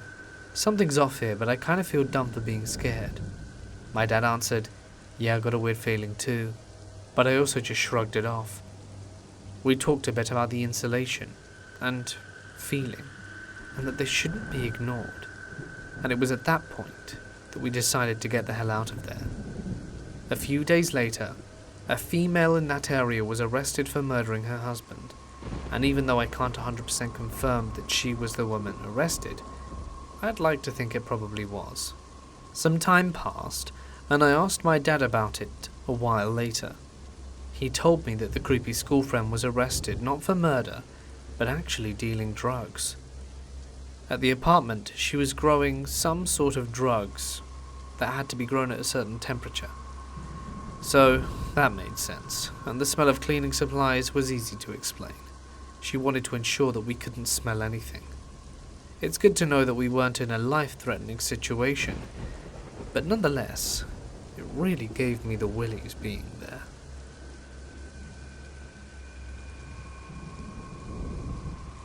When I was about 12, my older brother got married in Massachusetts, about halfway between where his wife's family live and where our family lives. Since the wedding was so far away, we decided to stay the night before and the night after the wedding in a hotel close to where the wedding would be. Everything was going all right until the creepiest thing happened the day of the wedding. Everyone was running from room to room getting ready. We had girls getting ready in some rooms and men in the other. My family was all over the place.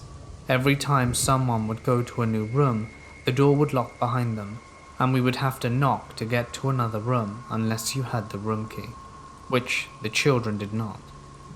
The rooms were all so close that my mum wasn't remotely nervous, having myself and my sister of 11 going from room to room where our family was, since this whole hallway was basically just us. At one point I left my room where my sister-in-law was, and wanted to go to our room where my mum was.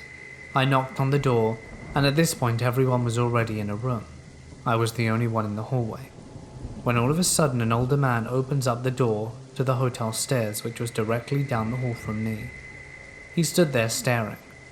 I have a history of abuse, so this sent my anxiety into overdrive, and he started to really take slow steps towards me. At this point I started to slam on the door, yelling for my mum. When she finally opened the door, the man turned around and booked it real quick back down the hotel stairs. I was absolutely petrified. We never saw him again around the hotel. I'm 25 now, and still wonder what that man was going to do, if he had made it to me, or if he was just purposely trying to freak me out.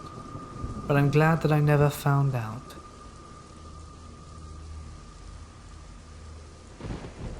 While I was in university, I took my motorbike down to pick up my wife, who was my girlfriend during this story. She worked in an office building downtown, and was fortunate enough to get off work early on Friday afternoons.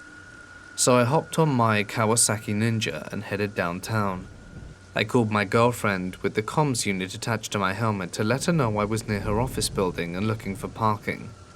She informed me that she would meet me at the food court in the mall that is across the street from her building. Now for reference, I always bring my helmet with me no matter what. I learnt my lesson from leaving it on my bike and having it stolen once before. The other thing is, I had a second helmet in my backpack for my girlfriend. Safety first. The second helmet will become important later. After meeting her in the food court and having a meal, we wandered around the mall, looking at engagement rings and such. She found a ring she liked very much and, yes ladies, I ended up buying it.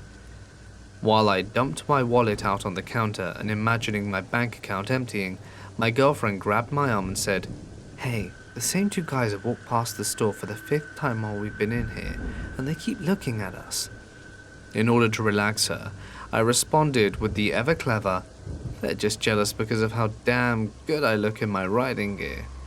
Really, it's a problem."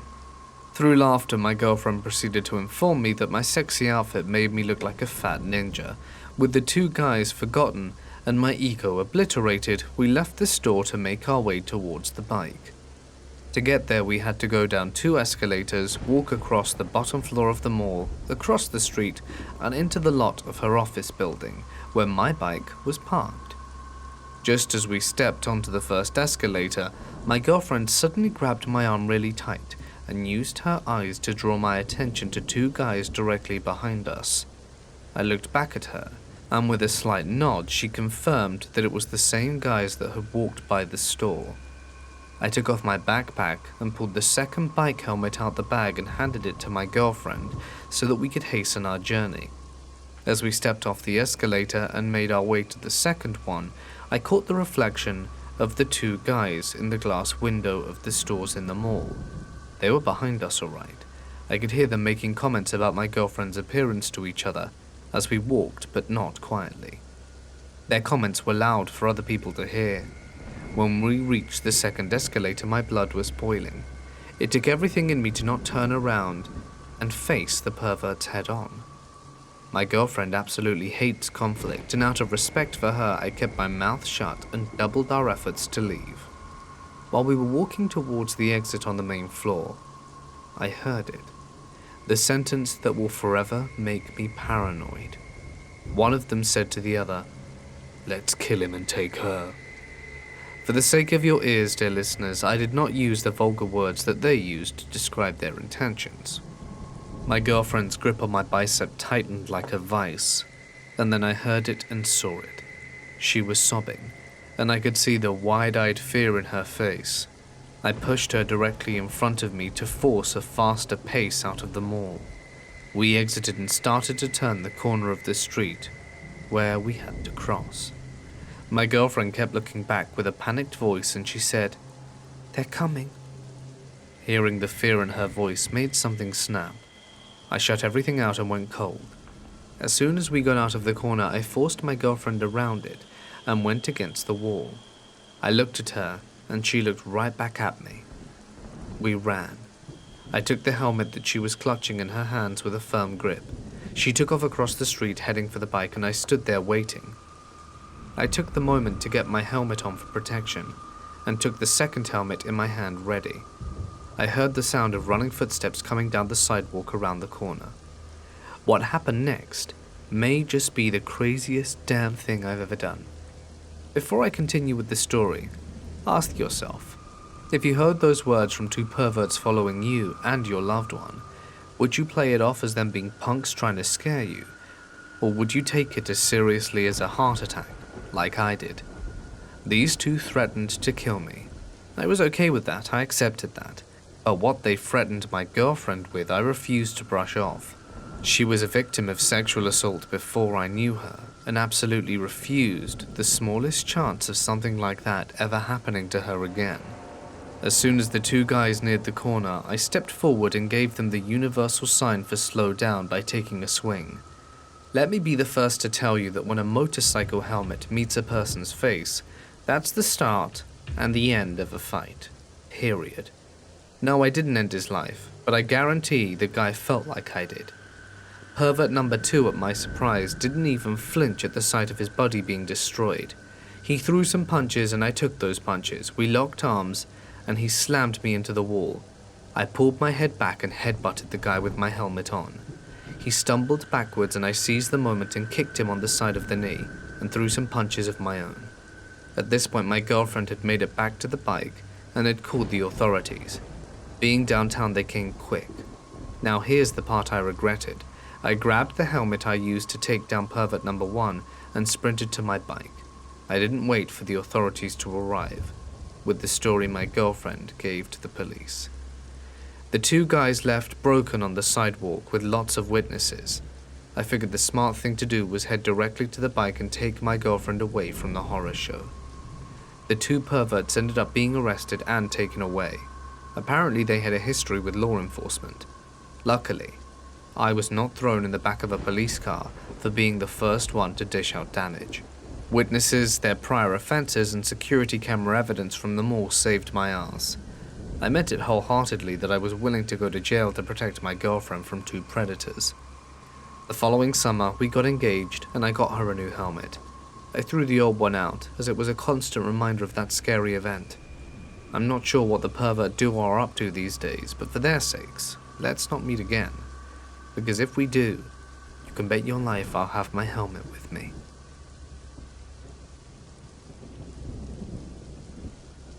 There is a huge park near my house. On weekends and public holidays it gets really busy. However, at night the atmosphere of the park is entirely different. Back when I had just moved into the area, I was unpacking. I had so much to do and there wasn't an end in sight, so I decided to go to the park for a change of pace. The park had swings and slides, plenty of stuff. Next to a public toilet there was a phone booth illuminated in the darkness that creeped me out a bit. Later, when I had finally finished unpacking, it was around 1 AM, and decided to go to a convenience store. The whole time I was walking, I felt as if someone was watching me. I didn't want to look over my shoulder at any point. There was the phone booth. Ordinarily, I would walk past it without paying it much attention, but for some reason I stopped and stared blankly at it. After a few minutes, I snapped out of it and ran to the convenience store and bought a few more things. Sweets, a bento box, and went on my way home. Halfway through the park, I realized I was desperate to go to the toilet. It was unavoidable. I had to use the toilet in the park. At that time of night, I was the only one in the park and it was quite frightening. As I was washing my hands, I heard a phone ring. I checked, but it wasn't my mobile. It was coming from somewhere very close to the toilet, though.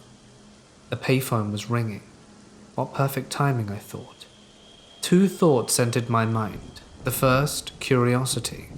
What if I answer it? The second, fear. Do not answer it.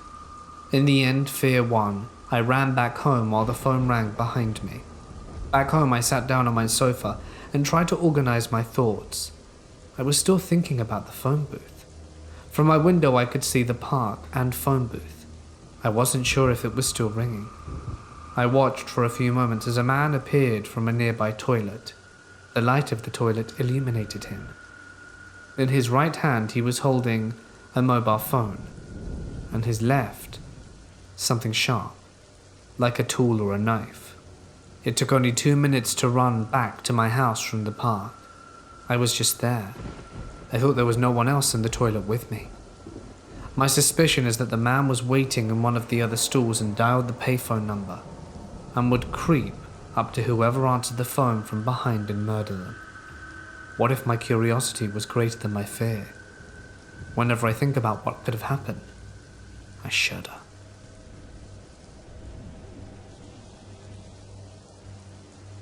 My family was on vacation in Florida, I think near Orlando. I was 16 at the time. We had just settled into our hotel room, and we were hungry. So my parents went out to get pizza. I was really tired, so I decided to stay in the room. A little while later, I hear knocking at the door. So I get up and go to open it, assuming that it was my parents with the food. But I decide to try and look through the peephole first, just to be sure. That's when I saw there were two guys with their faces covered, attempting to open the door. I backed up and can hear them twisting the knob and pushing. So I freaked out and screamed, "Get out! We're calling the cops!" I grabbed the hotel phone and started calling the lobby, telling them what was happening, and I heard whoever they were start running down the hall. Staff showed up, but they didn't find whoever they were, at least not to my knowledge. My parents showed up a little while later and talked to the staff and all that, but I was pretty shaken, and it was definitely not a fun way to start summer break.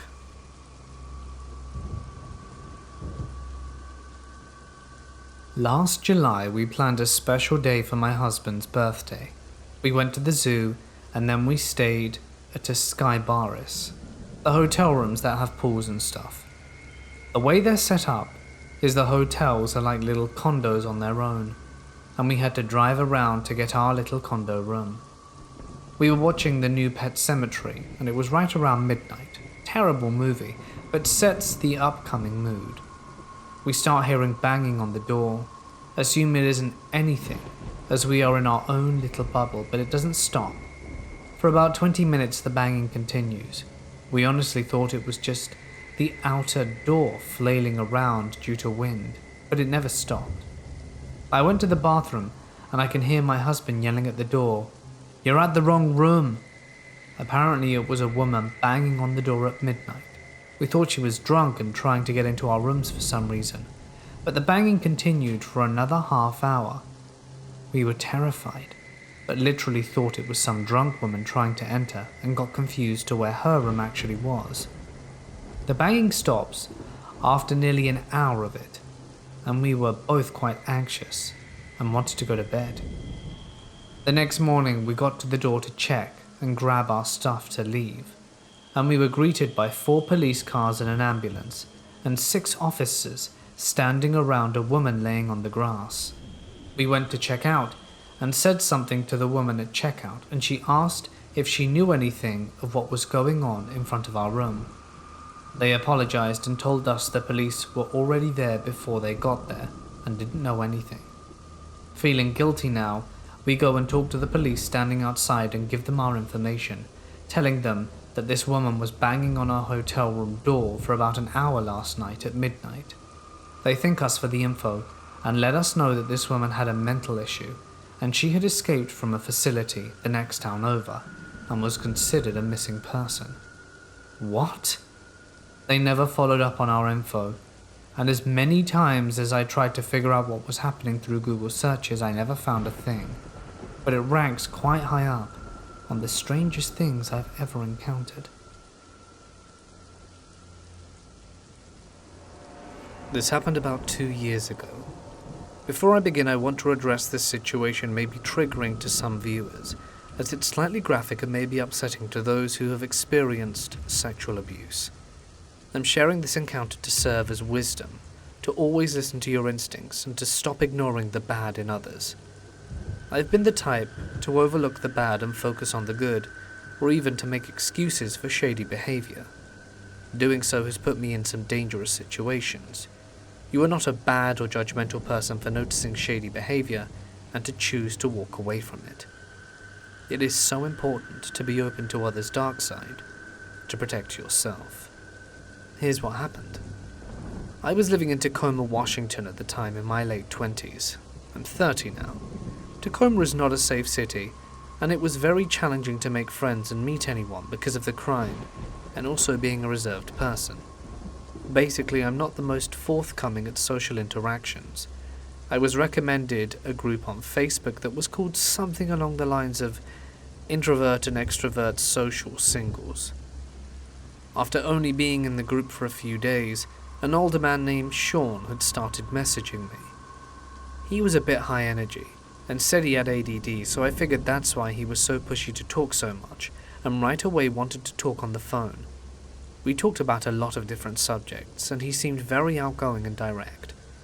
Over the course of the phone call, he had mentioned some other women he met in the group and how they'd hooked up.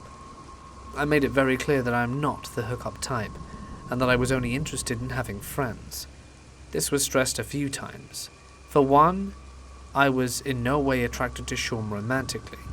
He was much older than me, had a child and strings with his ex, and I didn't want to be involved in that. However, some men just can't seem to understand that no really means no.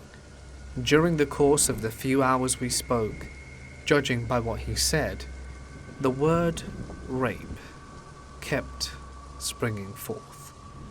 I kept getting images of being sexually assaulted, not particularly by him at the time, and I didn't feel an instinctual bad feeling, and I just chalked up the images as paranoia, as I have experienced abuse growing up, and at the time, I felt a bit paranoid being alone with men, so I figured, that was where things were coming from. Needless to say, that belief was incorrect. After talking for several hours, Sean wanted to meet in person. He mentioned how he only lived about a half hour away and asked to grab dinner and go to the beach. At first, I said no. I mean, we had only been talking for a day and a half. This was all pretty sudden for me, but he pushed, and oh man was he slick. At the time, I was living with my mum, which he knew about. He told me he wouldn't try anything and that he's not like that. He had a daughter, and that he wouldn't do anything to me that he wouldn't want someone doing to his own child.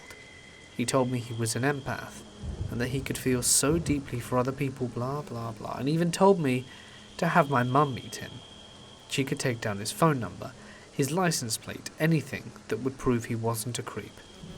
You'd think the fact that he would be so pushy to prove he wasn't a creep, that I would have digressed, but he was so damn pushy, and I told myself to give him a chance, and made all sorts of excuses to go. I was smart though. I met him at the mailboxes in front of the apartment complex instead of meeting me directly at my place. He met my mum. He even told her the nonsense he told me about how he wouldn't try anything and how he has a daughter too. So we went to a nearby deli, grabbed some dinner and drinks, and headed to the beach. In person he was very different in demeanor than over the phone. He was much more quiet, and seemed like a different person.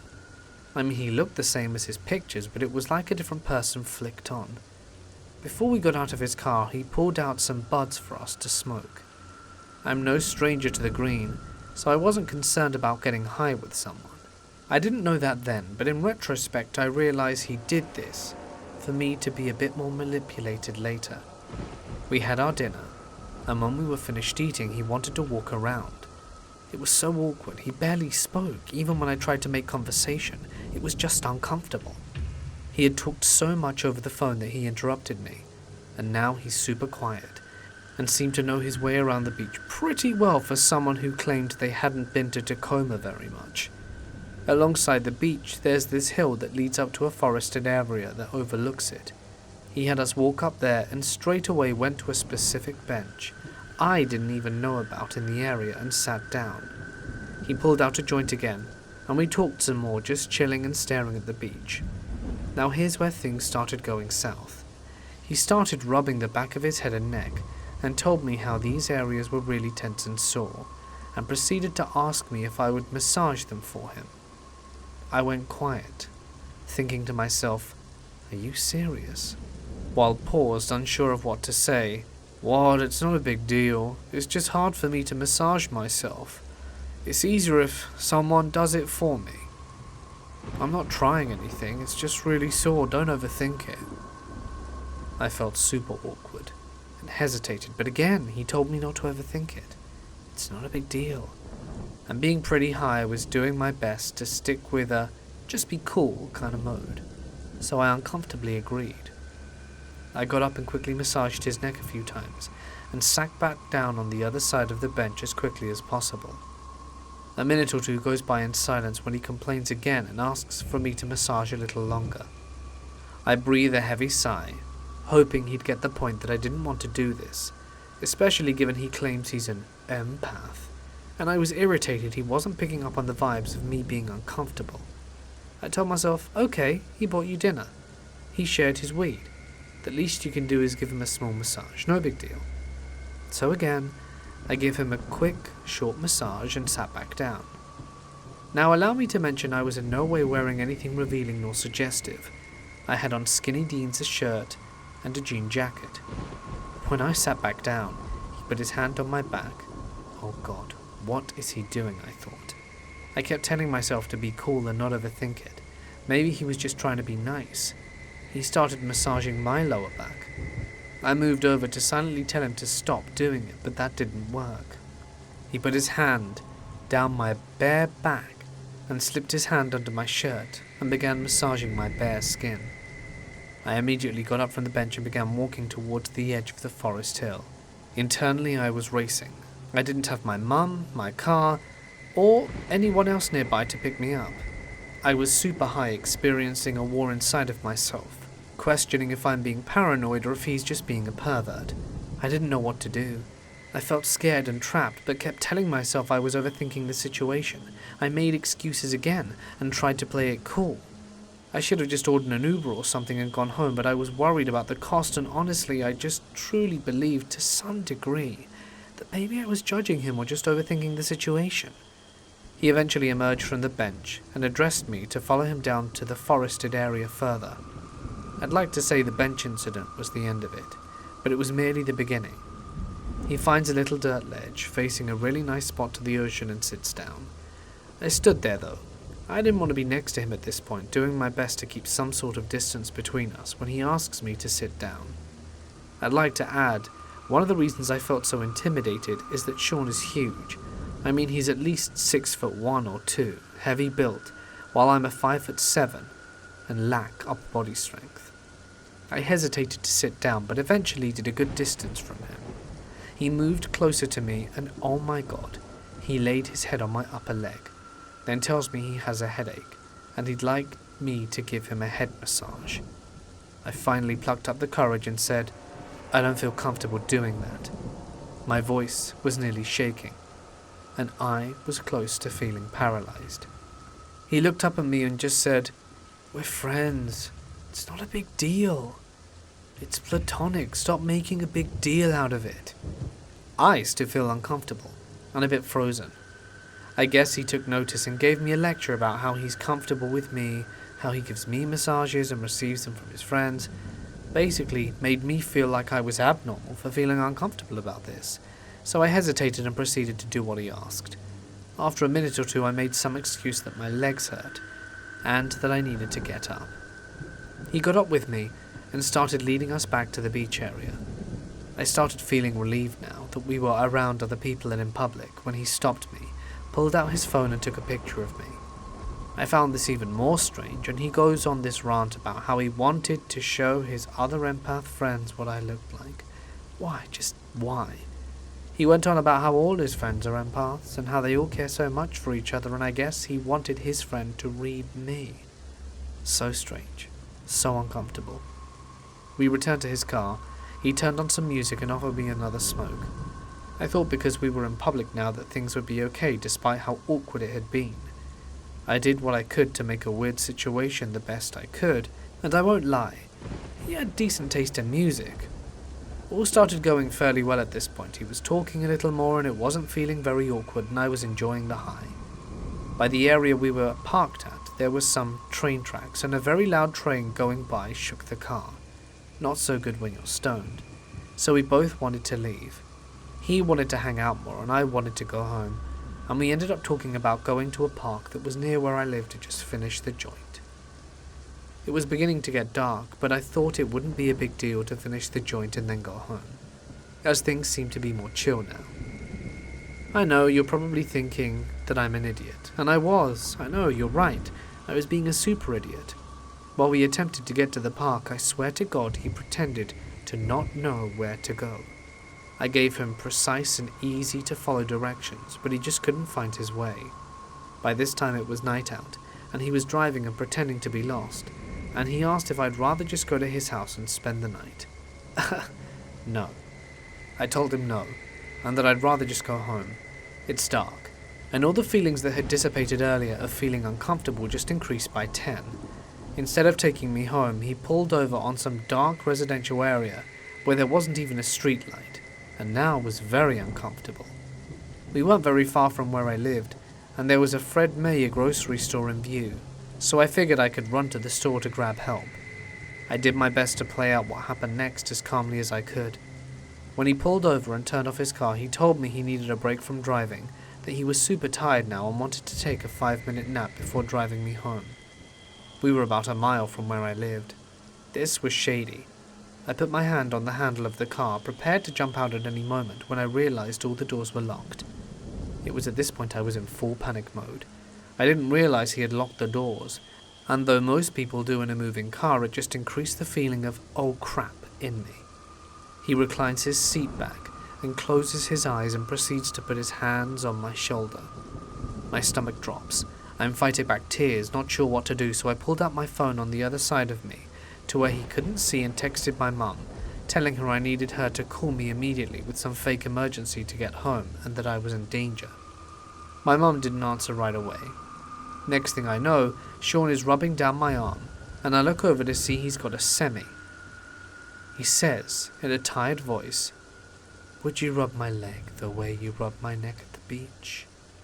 Attempting to not cry, I used as much assertiveness in my voice as I could to say, "No, I don't feel comfortable doing that." He kept rubbing my shoulder, and now was making subtle moaning sounds. I felt frozen.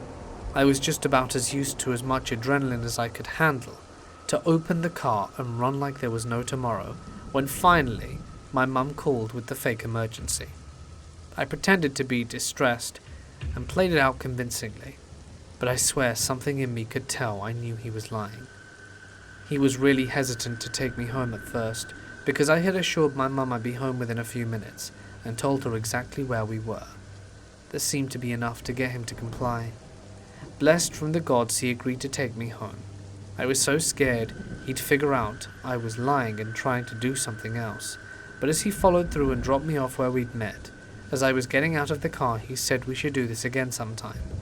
And with all the strength I could muster and a fake smile, I just said, "Yeah, sure," and walked in a different direction to the complex than where I actually lived to throw him off. As soon as I got inside, the first thing I said to my mom was that I needed a shower. She was so concerned and thought he actually succeeded in doing something worse, but I assured her he had not. I explained what had happened, and then I texted him something along the lines of, "I knew what you were trying to do, perv.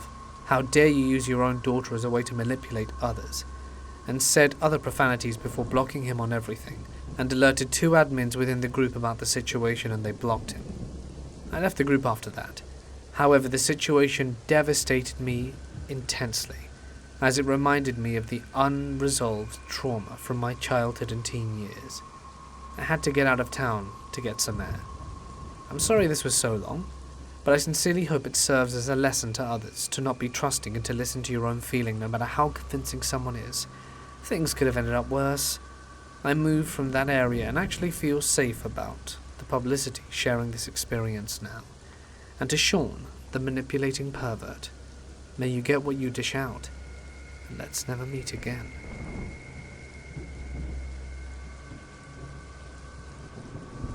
I am in my mid-40s. This happened way back when the world was not such a scary place.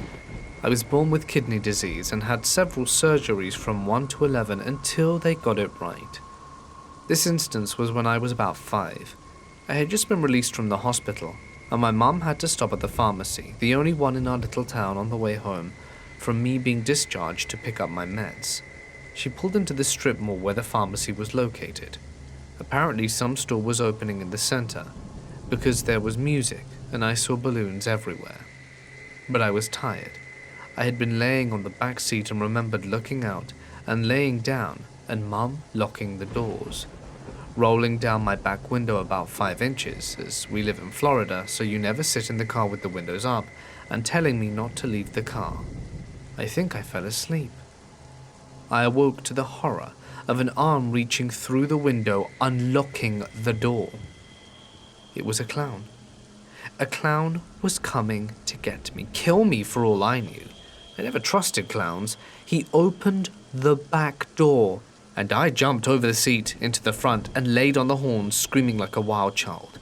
My mother and everyone within earshot came running.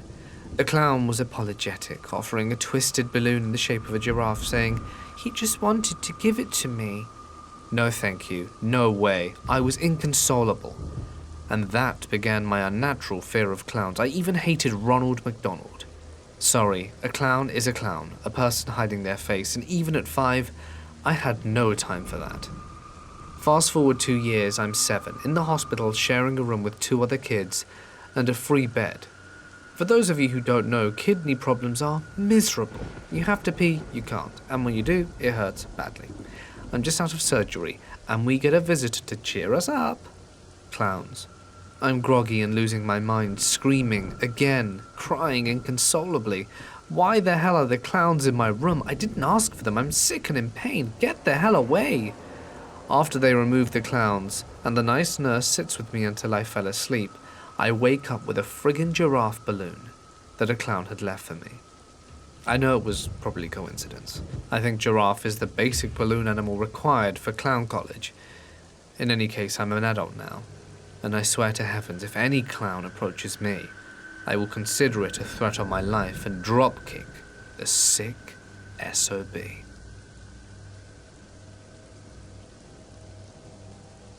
I'm now going to share with you a story that happened a few years back, in a hostel room in a not-so-great part of London.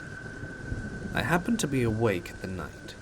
The rooms are a bit stuffy, and I was considering opening a window. It was dark, but there is some light entering the room from a nearby streetlight, so I'm not sure if my eyes are playing tricks on me. But there's this guy on the other side of the room. I know I've seen him because he stops moving as I realize he's there. I'm getting concerned now. This is London, and not to make vast assumptions, but it's quite possible he has a knife. I shuffle along my bed slightly and he edges closer. I have to move now, and I think I may need to make it to the nearest door. I stand and make my way towards him, heart pumping for a fight. A couple of steps in, I get this feeling that this isn't right and I'm missing something. My eyes adjust a little more. I take half a step more and my eyes focus a little more, and then bam. I realize I'm not staring at another guy. I'm staring at myself. What I thought was someone else was just my reflection in a full-length mirror that was filthy near the door. I literally almost perished at the thought of my own reflection.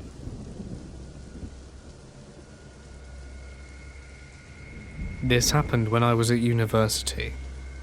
There was a society dedicated to mountain hiking, and I signed myself up straight away. It had always been a passion of mine. My father used to take me hiking from a young age. We had a transceiver radio in our club room. We would check it regularly to see if people were doing okay on their hikes. One of the club members piped up and said, "Hey guys, I'm pretty sure I'm getting an SOS transmission here. What do I do?" We all headed to the radio and gathered around. It was there that we heard the undeniable sound of Morse code being transmitted. The sound of dots and dashes over the crackly radio line. "That's SOS without a doubt," one of the senior members confirmed. Then he set about repositioning the antenna to determine the location of the transmission. The signal was coming from the Joetsu border, and we got permission to use the society's owned car and headed off in the direction of said signal. We didn't have enough information on the situation to call the police, or even know where they were necessarily at that point. We decided we would call them once we'd checked out the situation ourselves. Others opted to join us in their own personal vehicles too, and it took about 3 hours to coordinate the location of the signal. It was coming from a forest area beneath Mount Tanegawa. We parked the car in the parking lot at the visitor's entrance. There were only a few cars parked there as it was a weeknight. We all had a handheld radio with us to help pinpoint the exact location of the signal. We checked it periodically to make sure we were heading in the right direction. The radio started going crazy. It seemed like it was howling at one point. It usually didn't do this, so everyone was surprised. Following the leader of the group, we entered a mountain trail. It was night, and the dense tree coverage made everything dark, but we quickly found a rucksack. We searched for a while longer, and discovered a body. It was too late. We got out of the area and made contact with the police. We were all understandably shaken up by this. I mean, we were only university students. We didn't want to leave the forest, though.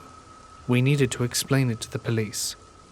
None of us noticed until much later, but the radio stopped emitting the SOS signal, and of course, no one doubted that the poor soul who perished in the forest trail was the one who raised the signal.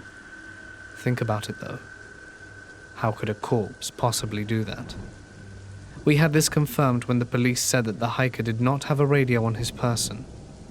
What made this even more disturbing for us was the fact that the hiker had died 2 days ago.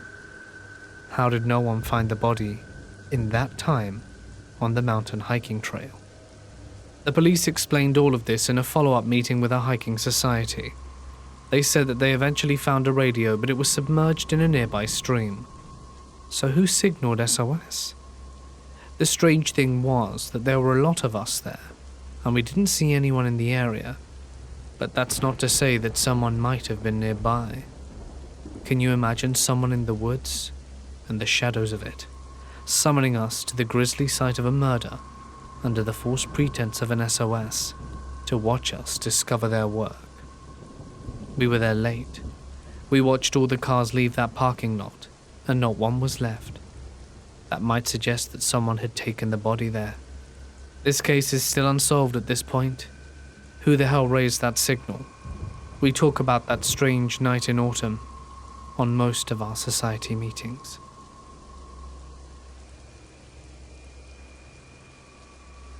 This happened a few years ago, but I still think about it to this very day.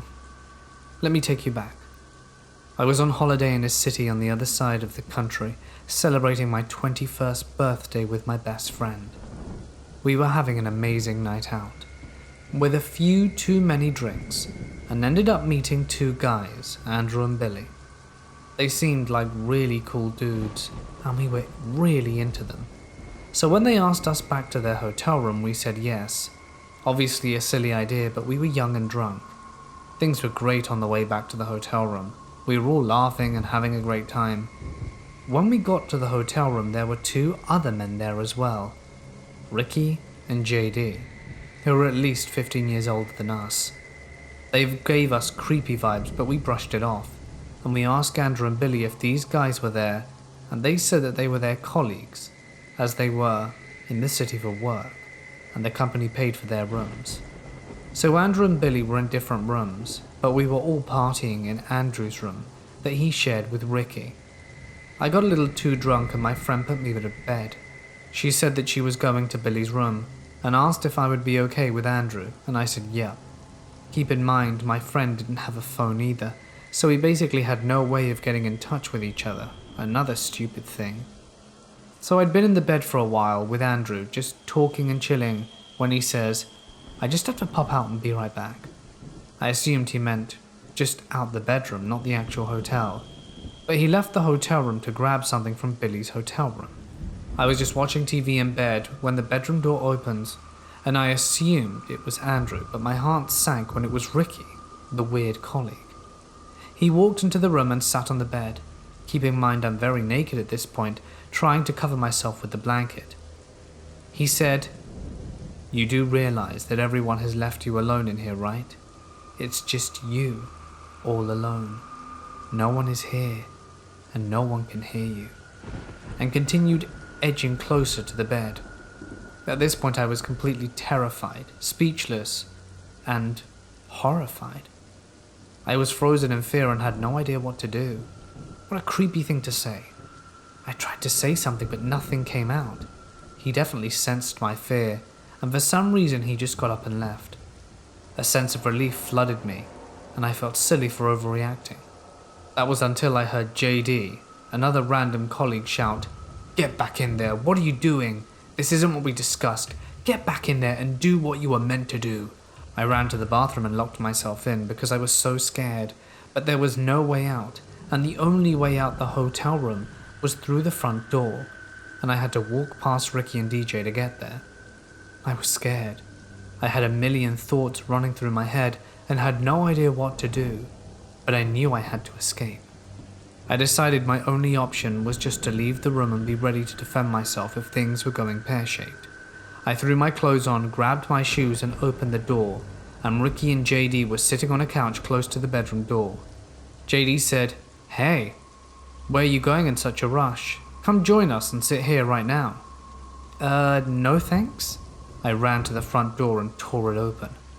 When I got out, I was so relieved, but was still in a random hotel in a random city with no way to contact my friend. But I thought my best option would be to go to the lobby and wait. As I was walking, I heard two men yelling down the hall, "Where are you? We know you aren't too far. Come back and join us. You know you want to." It was Ricky and JD. I was terrified at this point and began sprinting to the elevator. I could hear them gaining on me. I never knew I could run so fast, but I just continued and didn't look back. It felt like I was running forever, until I reached the end of the corridor and my worst nightmare had come true. I missed the turn-off of the elevator, so I had to run and turn back towards where I could hear Ricky and JD still yelling down the hall. I found the elevator, got in, and could hear their voices getting louder and louder, and I didn't want to imagine what would happen if they got into the elevator with me. The door finally closed after what felt like a lifetime. I thought I could go down to the lobby and just wait there because at least there would be people there, so there would be some form of safety. I got there and realized there was no one in sight, not even anyone behind the desk. I sat on a couch and didn't know what to do with myself. I was absolutely terrified that Ricky and JD would come to the lobby. And I heard the elevator ding and the door open. My heart dropped, but it was Andrew. I told him what happened and he was outraged that his colleagues did that, and he took me to where my best friend was. Everything turned out fine in the end, but it could have been a lot worse. So Ricky and JD, let's never meet again. I needed a new roommate quickly, and eventually settled on this chick from Florida who was moving out to San Diego. She initially came off as a little goofy and naive over the phone, but in person she was just strange. She had no sense for personal boundaries, would eat all my food, use my laptop in my room when I wasn't home to go on plentyoffish.com, and would barge into my room when I had friends over to say the weirdest stuff. All in the first week. She did that and said a ton of weird things in the months she lived with me. She started hanging out with a co-worker from Subway, along with her co-worker's boyfriend, who just got out of jail, and his 4 friends. They really only came around because she would buy stuff, and they laughed at the dumb things she would say. She would always leave the window cracked open because she lost her keys a lot, and would talk about how she did it all the time. Anyway, her friends broke into the house, stole my TV, my laptop, the smaller TV I had in my room, this wedding dress my aunt wanted me to sell on eBay for her, and a bunch of DVDs, and my prescription glasses. I call her freaking out, and she was just getting home and said she had just called the cops on me because her broken laptop got stolen, and suggested I took all my stuff out of the apartment to steal her crappy broken laptop. The cops came and pulled me aside and told me she seemed unstable, and suggested that I not use Craigslist for roommates anymore. I had her backed against the wall, and was screaming at her with my finger in her face when the cops walked in. I thought I was screwed when they saw that, but after talking to her for 5 minutes they seemed to understand my frustration. The cops took down what was stolen, and I took her key away and put her box full of crap outside. I eventually got my own stuff back because I made up some rubbish about having hidden cameras and I wouldn't show them to the cops if I got all my stuff back, and somehow that worked. Moral of the story, don't use Craigslist for roommates.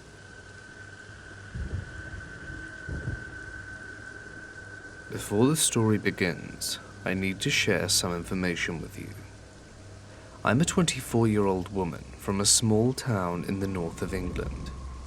At the time of this story, I was 22 and enjoying my first girls' vacation in Alcudia, Mallorca, Spain, with another friend called Lizzie. So the event happened on the first day of our holiday. Earlier in the day, we had arrived and decided to take a look around. Me being cold, I decided not to wear sunscreen, which I would come to regret later. In the evening, while looking at my skin, I noticed that I was red raw, especially on my legs, and wanted to numb some of the pain that was already irritating me. Lizzie and I decided to go out for drinks and see the town. The night was warm, and we were in a state of bliss, going from one bar to the next, enjoying cocktails and countless shots. The first girls' holiday was starting off amazing. While out, we happened to find an English bar tucked within a street next to the small canal that ran through the town and led to the sea. Lizzie, who was already feeling out of her depths and struggling with the Spanish language, decided that the bar would be the best place for us, even though I, for one, was dreading it and preferred the Spanish bars. I had, after all, come all this way to get away from England. This bar was covered from top to bottom with English flags, sticking out like a sore thumb beneath the lights of the town. In truth, it was a horrendous sight, one which the drink flowing through me couldn't hide. So going inside, we ordered a few cocktails once again, and we sat down at a booth in the corner. While we were drinking, I could feel the sensation of someone staring at me. Even though we were in a booth, it seemed like whoever it was staring through the booth, and in the back of my head I asked myself, is someone staring at us? I asked Lizzie with a frown, feeling nervous. Something didn't feel right. It felt like someone had run ice down my spine. I dunno, she shrugged drunkenly, not caring or looking up from her cocktail. Letting out a sigh of frustration, I reluctantly turned my head and locked eyes with a man standing, drinking at the bar. He was no older than 30, with dark hair, dark eyes and a beard, and incredibly tall to boot. It was his eyes that caused me to flinch slightly.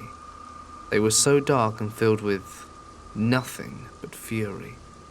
The more I looked at him, the more his expression became ever more unwelcoming. Had I done something to upset him? Was this his booth? Surely not. I'd only walked into the bar and ordered drinks, and no one there was ordering at the time, so I couldn't have pushed in. Turning away, I tried to ignore his glare, and I stayed there for a few more moments until Lizzie finished her drink before declaring that I needed the toilet. By this point, every red flag in the history of red flags was going off. Walking to the bar, I asked where the toilets were, only to be told they were in the back, which meant I would need to walk around the glaring stranger. I thought about just holding my pee in until I got back to the hotel, but I didn't know when that would be. So, pulling up my big girl panties, I followed Lizzie, who was already heading in the direction of the toilets. As I passed the man, I kept my head straight and refused to look anywhere but at the wall. That was until I felt something connect with my leg, followed by pain. Quickly looking down, I managed to catch his foot pulling away from my leg and back to the floor. He'd just kicked me.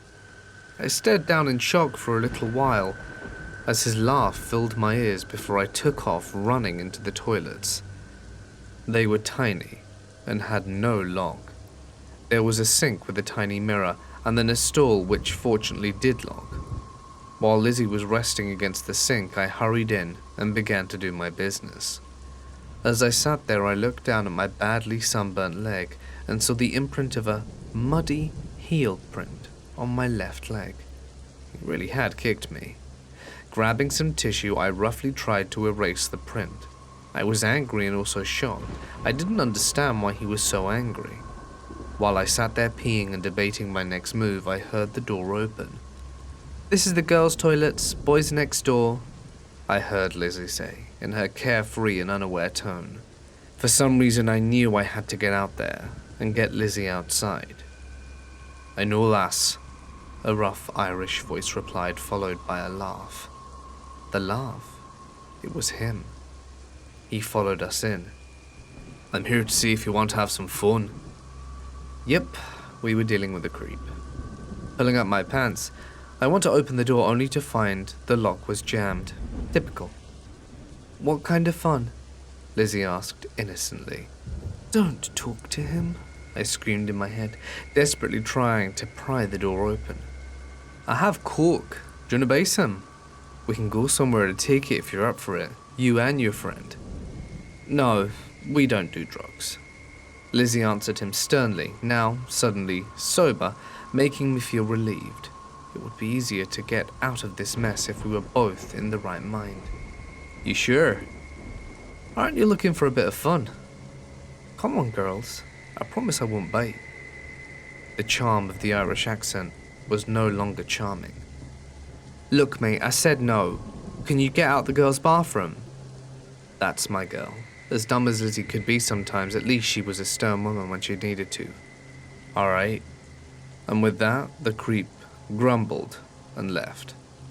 I readied myself to give him a piece of my mind, stepping out of the toilet with the nastiest glare, when I managed to catch the back of him walking away as the first door swung closed.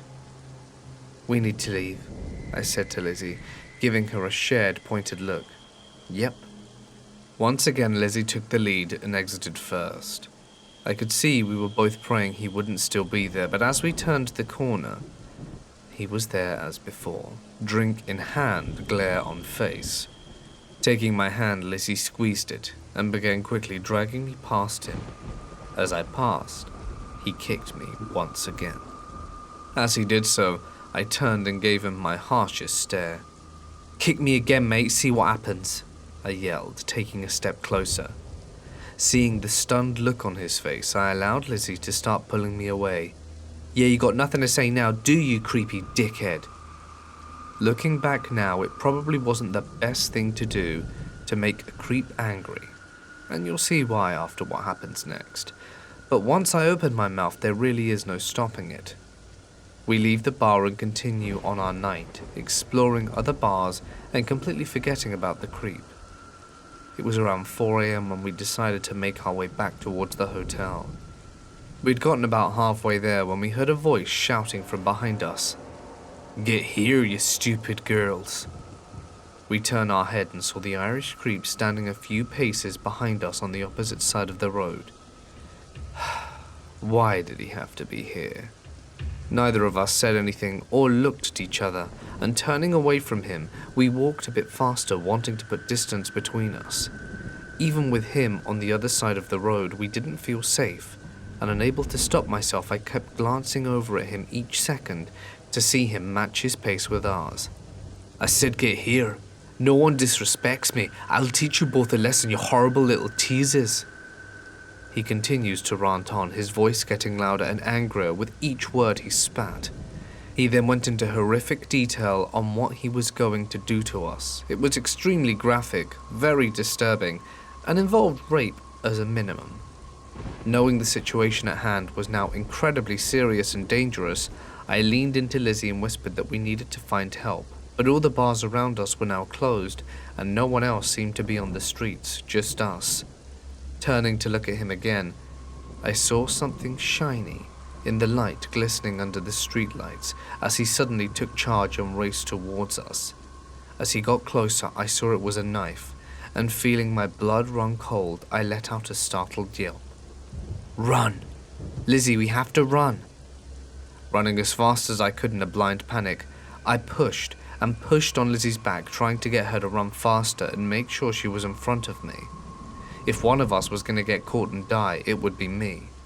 My first thought was to keep Lizzie safe. She was one of my closest friends, and if something happened to her and not me, I would be devastated. "Don't run, I just want to play," cackling as he said that. I could hear his footsteps slamming against the ground as he gained on us. I never looked back, but I could picture his face in my head, the twisted grin and the knife in hand readying itself to go into my back. Where had he even got the thing from? It made me wonder if he planned to hurt someone tonight, and me and Lizzie just happened to be the targets he set his sights on. "A bar! A bar!" Lizzie yelled, pointing to the side of me, and turning my head, I saw a bar, the lights on and a few people still in.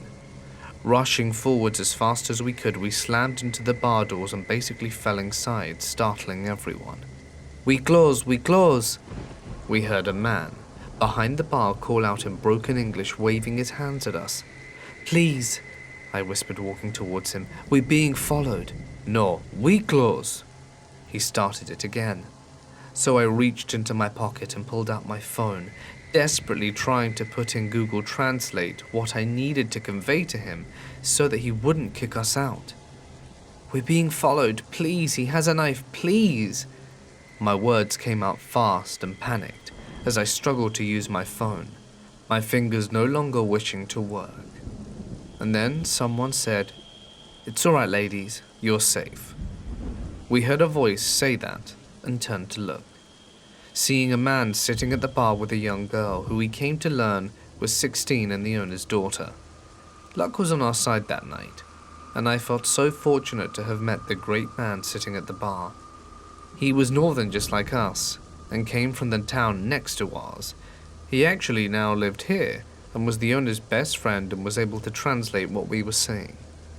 Springing into action, both the owner and his friend raced out the door and began looking for the guy, while the owner's daughter did her best to comfort us. I'd like to say there's more to this story, but unfortunately there isn't.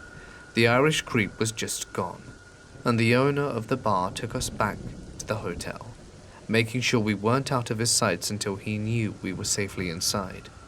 The rest of the holiday was fun, and we never saw the man who chased us again, but things took a turn for the worse for me. Remember the beginning of the story when I got badly burnt? There were second-degree burns, and I ended up contracting an infection and was stuck in the hospital battling sepsis once I returned home. I was in agony for weeks, but fortunately I'm fully recovered now and doing well. So to the Irish creep, let's never meet again. And a note to myself and anyone else listening, always wear sunscreen, even if you think it's cold.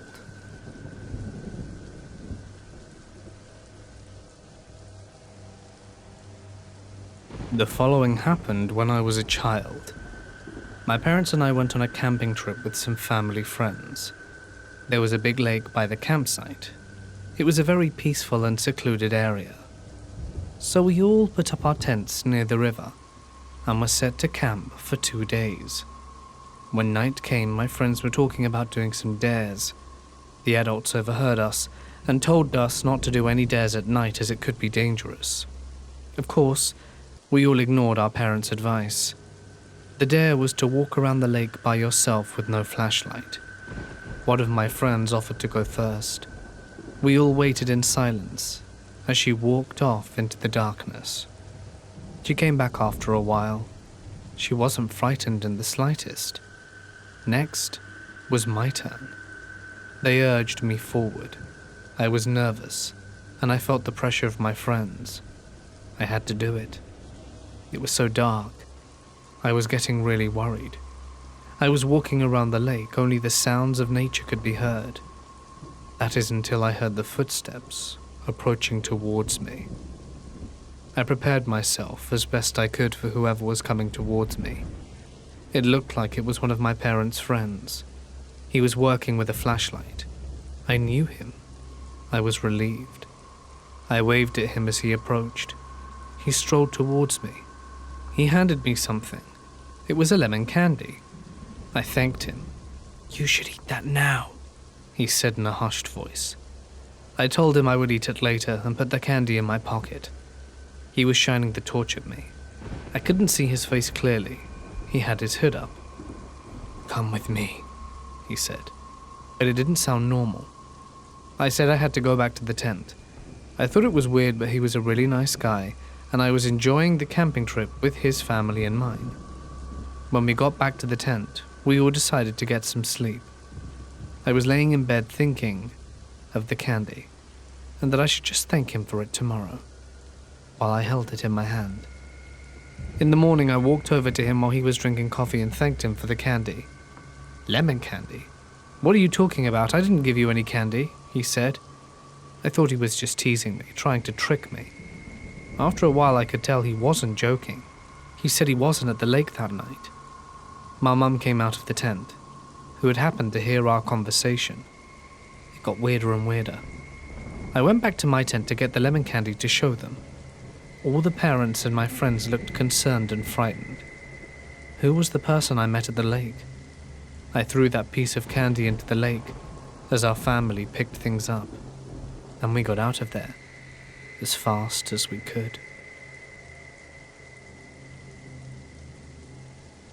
This happened about a year ago.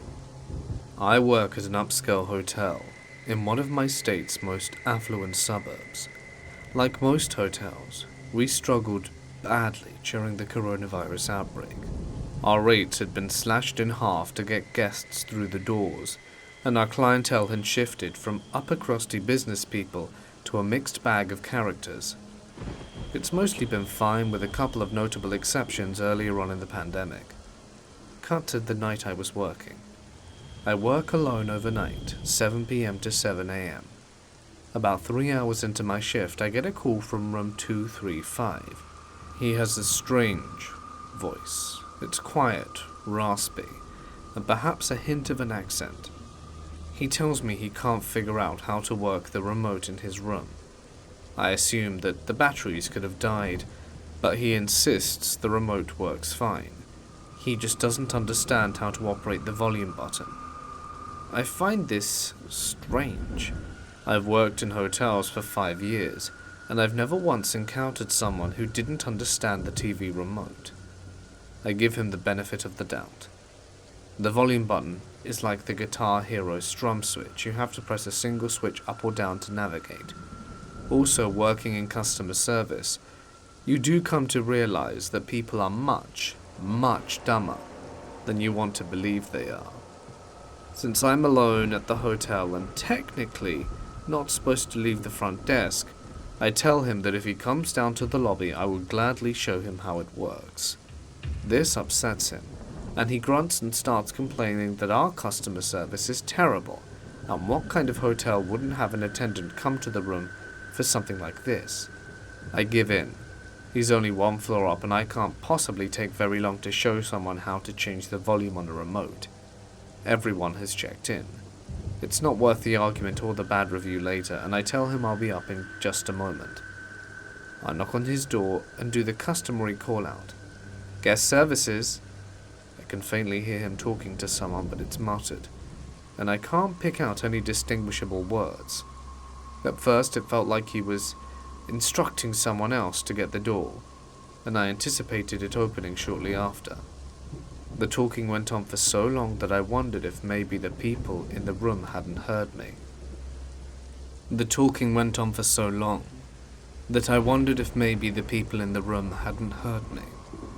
I was debating knocking again when the deadbolt slowly unlatched. Normally when I go into a room, the guest opens the door wide and stands to the side to let me in, or at the very least opens the door enough so that I can fully see them, and they can fully see me. Not 235. He barely cracks the door. It's open maybe an inch. Even weirder, all the room lights are off. It's entirely dark except for the very faint glow of his TV, which is on but with the volume turned all the way down. His voice sounds exactly like it had on the phone, raspy and whispered. He's standing behind the door so I can't see him at all. Completely disembodied, he instructs me, "Come on, come inside, sweetie." I say nothing and don't move. I guess now is the part where I tell you I'm a smallish 5-foot woman with a baby face in my mid-20s. "Come on, come inside." He sounds more edgy, more insistent this time. It felt so obvious like a trap that if I wasn't absurdly on edge, I would have been insulted. How naive does he think I am? I push the door open but remain as much in the hallway as possible. I take the opportunity to reach for the light switch just inside the door. The room lights up, and I finally get a look at him. He is at least 60, white-haired and slim, but with a little gut. He's shirtless, is wearing pants, but his belt is undone, and the ends are flopping down. I'm not entirely sure, because I try not to look, but I believe his pants are also unzipped. He appears to be completely alone in the room. The only piece of luggage is a small black duffel bag. I try to explain the volume switch from where I'm standing awkwardly in the doorway, but he isn't comprehending at all. Or at least he's acting like he isn't. I ask him to give the remote to me so that I could show him, but he backs further into the room. "You know, it'd be easier for both of us if you just come inside." For a brief moment, I think I see his eyes glimmer.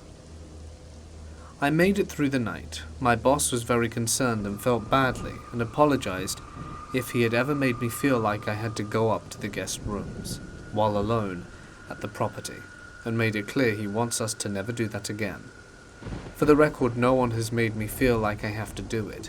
All of the front desk staff do it from time to time. I usually don't unless it's one of our regulars who just needs a new roll of toilet paper or something. I did in this instance because it seemed like it would be quick, and while he sounded weird on the phone and I hated his voice, I didn't expect it to go as it did. You encounter a lot of weird people working in lodging. Usually I feel like I can tell the benign from the malignant. Obviously it was a bad call on my part and I was wrong in this case and I learned my lesson. As for not calling the police or my boss right then and there, I felt like I was potentially going to be in harm's way while I was standing in the doorway and he was actively being a creep. But when I got downstairs to my lockable office with my security cameras, which would have allowed me to see him coming, I was just really anxious and on high alert. I had decided that if he called again, I obviously wasn't going up, and if he came to the desk I would have 911 punched in my cell just in case. We were 2 minutes from the police station, and there's usually a patrol car hanging around in our shopping centre. They're quick to show up any time I had to call. Also, I'd like to think critically before I call the police for any reason. I've called them on someone for being similarly as weird, but in a slightly different way, and was told that unfortunately he hadn't technically done anything wrong, and to call back if he did. I don't believe it would have gotten me anywhere. I didn't call my general manager because he lives 45 minutes away, and I'm not sure what he could have done. Anyway, thank you all for your concern. I just wanted to share that you need to be careful while working, because you never know how creepy these people can get. You really don't want to get into a bad situation just for work.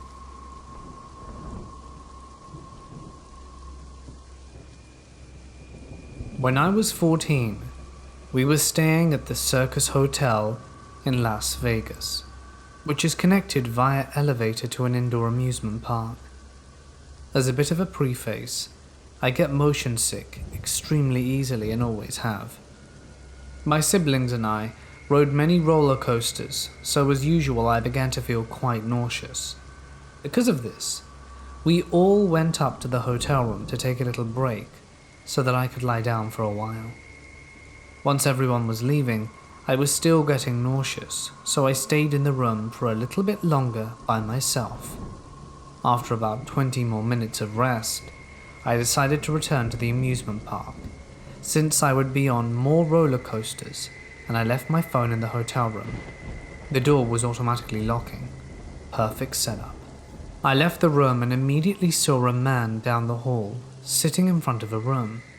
He glanced up from his phone and hopped up, beginning to walk towards me. He greeted me and asked where I was going, asking things like, "Do you want to come hang out with my friends in our room?" and saying, "It would be a whole lot more fun with us," and many more suggestive things. I had responded to him that I was meeting up with my family at the food court area. Let's Not Meet taught me that when in doubt, make them think someone is expecting you. And after that he backed off and went to sit down in front of his door. I proceeded to the elevator while he watched, and thank goodness he didn't follow. On top of this, while leaving the next day, he was in the elevator going down with my family and I was staring the whole time. Creepy as hell because I was 14 years old and a girl, and this man looked to be in his mid-20s at least. Made us extra nervous about what could have happened because of all the trafficking rings in Vegas.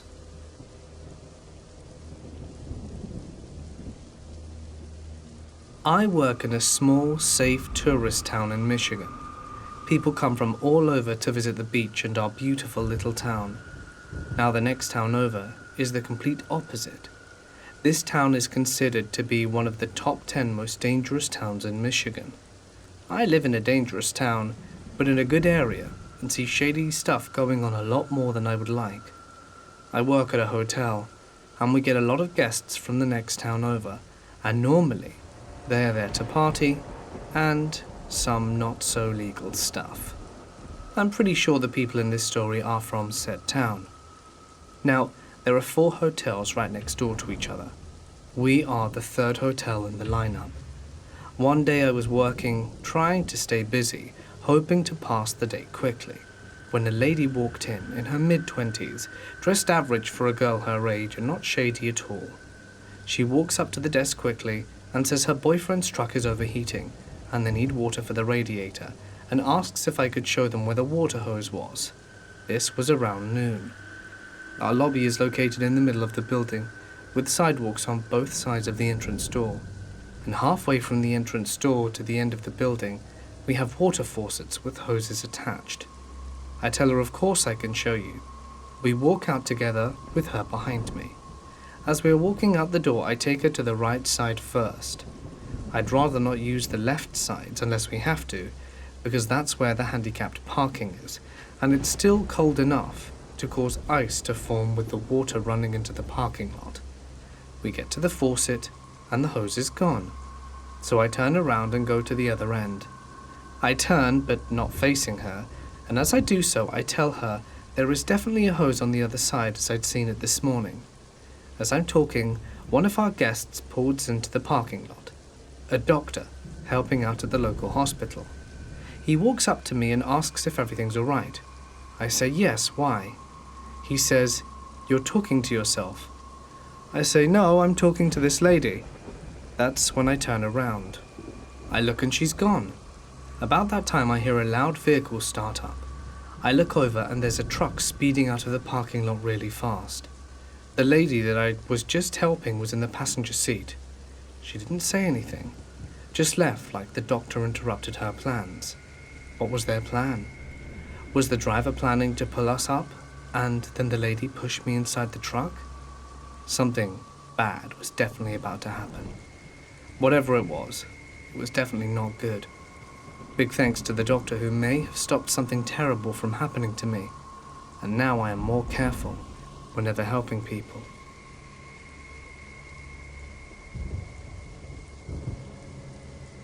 I live in Tucson, Arizona, the most boring place possible. So for the day I turned 18 there's really only one thing fun to do on your 18th birthday. Go to the strip club. I had a friend who we will call Trish. She was excited to take me to the club for the first time, and I was excited. I didn't even care who took us, which now I know I should have. Trish introduced me to her friend called Sandy. She was a tomboy kind of girl. You could tell she was a lesbian, and she was with her two cousins that were around 30 to 35. They were definitely too old to be hanging out with 18-year-olds, but like I said, I didn't have a care in the world. Once we were ready to go, looking all excited and cute, Sandy and her two cousins came and picked me up. They took us to the only strip club that would allow 18-year-olds in, since they didn't serve alcohol. We got there, and my friend was stuck in the car since she lost her ID. So I was stuck inside with both the men around me. Pretty awkward. They were pretty quiet at first, but slowly opened up more and started tossing so much money to the strippers. We were having a really good time. After hours, we decided to go home. I was getting so tired I didn't have the energy to go all the way home, so Sandy offered to let me stay at her house with her two male cousins, which I now know was the biggest mistake. I mean, I barely knew them for one, and second, they were way older men. We get to Sandy's house, and I passed out fast in one of the empty rooms. I woke up to a loud scream that was coming from a man. My friend and I instantly got up. One of the male cousins burst into the room and began yelling that we had taken his money.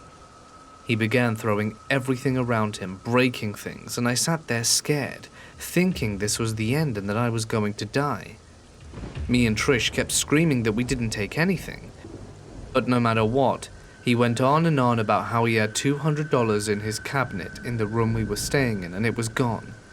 He said he had been looking for it all morning and that we had to be the ones to have taken it. He started to order us to give him our purses and phones.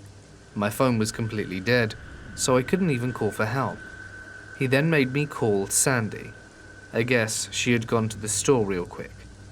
He went crazy telling Sandy how he knows we stole the money. Then he calmly handed me the phone and Sandy said to us, "You guys aren't going to be able to go anywhere. I'm going to go home and strip search each of you." My heart sank so low. I've never been this scared in my whole life. You only see these things in movies. Luckily, Trish had a mouth on her, so she wasn't backing down to anyone. He went to grab her purse from her, and she went at him, and they both ended up in a brawl. I knew this was the time. I had to get help before Sandy came. I looked crazy. I had just woken up and was wearing the long t-shirt given to me to sleep in, so I can only imagine what people were thinking seeing a little girl dressed crazy wailing for help while running in the street. I ended up going into the first store I saw. I ran so fast in the door, begged to use the phone, saying someone was holding my friend hostage.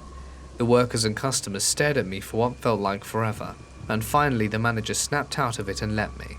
I called the police, and while on the phone I saw my friend running out the house. I knew she had been able to get out because she had gotten scared, and he knew I was calling the cops. We waited on the other side of the street for the cops to come, and we saw the male cousin walk out the house and run in the opposite way, obviously trying to flee the cops. The cops didn't do anything. It was aggravating to know that if this had happened the day before while I was 17, they would have rammed in there, but since I was now 18, we weren't even taken seriously. I bet a lot had to do with how we looked. We decided to just keep walking and try and find someone to let us use their phone. Most people said no. I'm pretty sure they thought we were thieves by how we looked. When finally one lady did let us use her phone, we were so far from Trish's house, so I just had to call my dad to pick us up and take us back to Trish's. My dad said yes, so now it was just a waiting game. While waiting for my dad, I had heard someone in the distance. Once I realized who it was, my heart dropped. It was Sandy and her two male cousins. They were in the car, following us, trying to chase us down. We ended up running so fast to a small liquor store, but right behind us was Sandy, running straight towards us, yelling and begging for us to come back to the house. She would not let up no matter how many times we said no. She kept apologizing, and for a second I thought I believed her, until I looked at the car and saw the male cousin that had accused us of stealing his money. He gave us the most evil stare. Finally, after what seemed like forever, my dad showed up and we ran to his car. While we were driving off, we looked back and saw Sandy and her cousins staring straight at us. They looked so angry. I can't imagine what would have happened to us if we'd have gone back.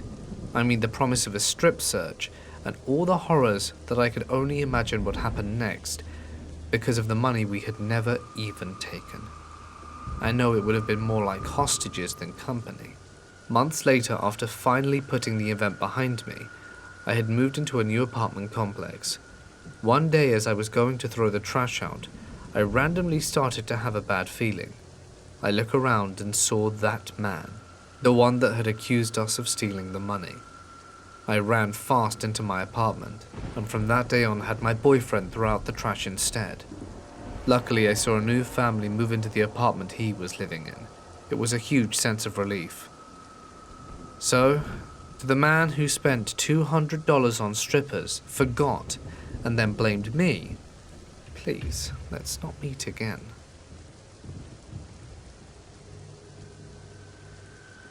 In 2019, me, my boyfriend, my best friend, and her partner stayed at an Airbnb in Sandusky, Ohio for a convention.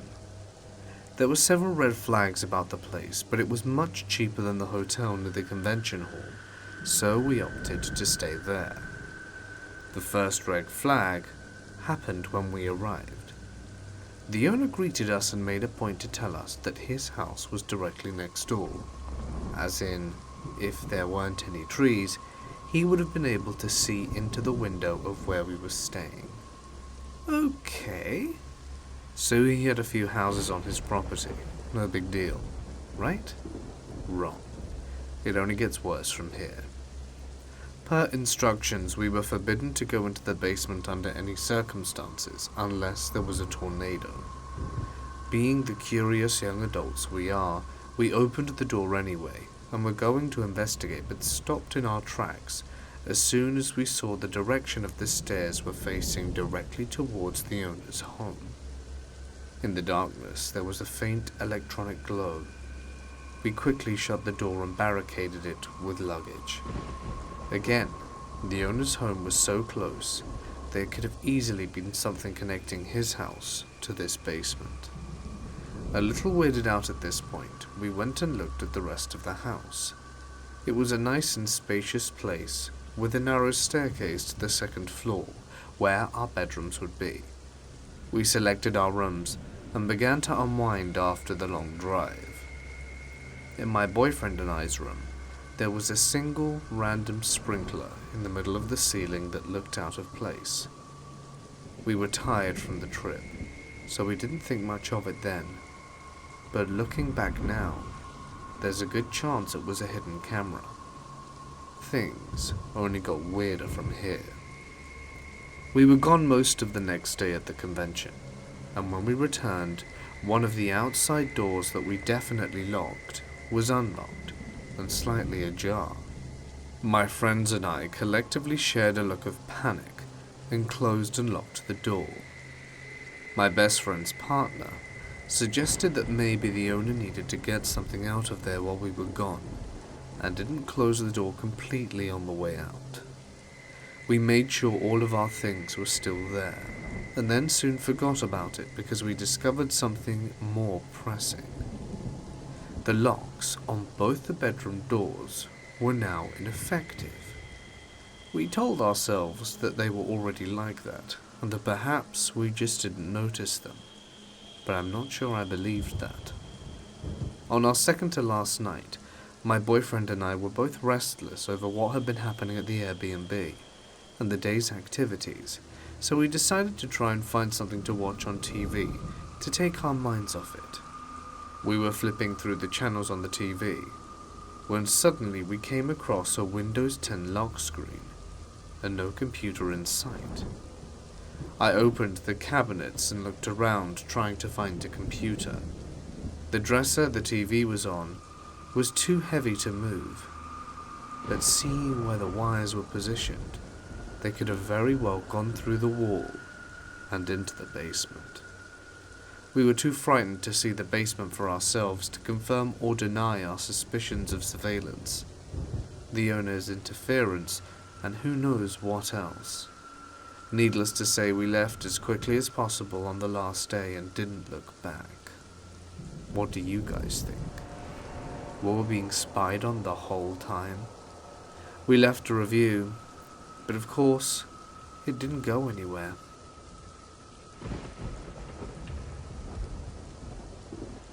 This happened when I was in school. It was the summer break. I always loved going to see my cousins during the time off school. My family and I went to visit them, as they only lived in the next city over. I was really looking forward to seeing my cousin. He was a little bit older than me, but he was always up for playing games. Unfortunately, he wasn't always around, so I had to play alone. I didn't mind playing alone since my cousin's house backed onto a forest with a small mountain. It was so great. There was always fun to be had, like looking for bugs, and I decided to go exploring. I really wanted to go to the top of the mountain by myself, so I set my sights on the summit and started marching uphill. But then I noticed a dirt path leading off to the side. I was curious to see what might be there. That's when I noticed there was an abandoned-looking house down there. I immediately thought this would be an awesome place to make a base. My cousin would love it, so I decided to get a bit closer to check it out. I was so excited that I had found it. I crept up close to the exterior of the house and peeked through a broken window to see what was inside. I saw something so weird it will stay with me for the rest of my life.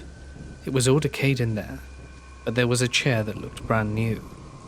In front of the chair were these life-size cardboard cutouts of famous people. The way they had been placed made me think someone had deliberately set them up around the chair. There was a baseball player cut out, an anime one, and an actress. The way they were positioned around the chair, it was as if they were in conversation with one another. Looked as if it could have been easy for someone in the chair to be the center of attention. The house was a mess. Broken glass, chipped and damaged walls, but the chair and the cutouts were new. It was kind of off-putting. My gut told me that something was wrong here, so I decided to get back to my cousin's house. My skin went cold, despite the hot summer's day. Something innate had awoken in me and was telling me to leave immediately. I began to scramble up backwards towards the mountain path, and that's when I noticed something in the house. I had gotten up the dirt road a bit, and I had a more aerial view of the cardboard cutouts in the house, and one of them stood out to me. It was moving by itself. For some reason I didn't run.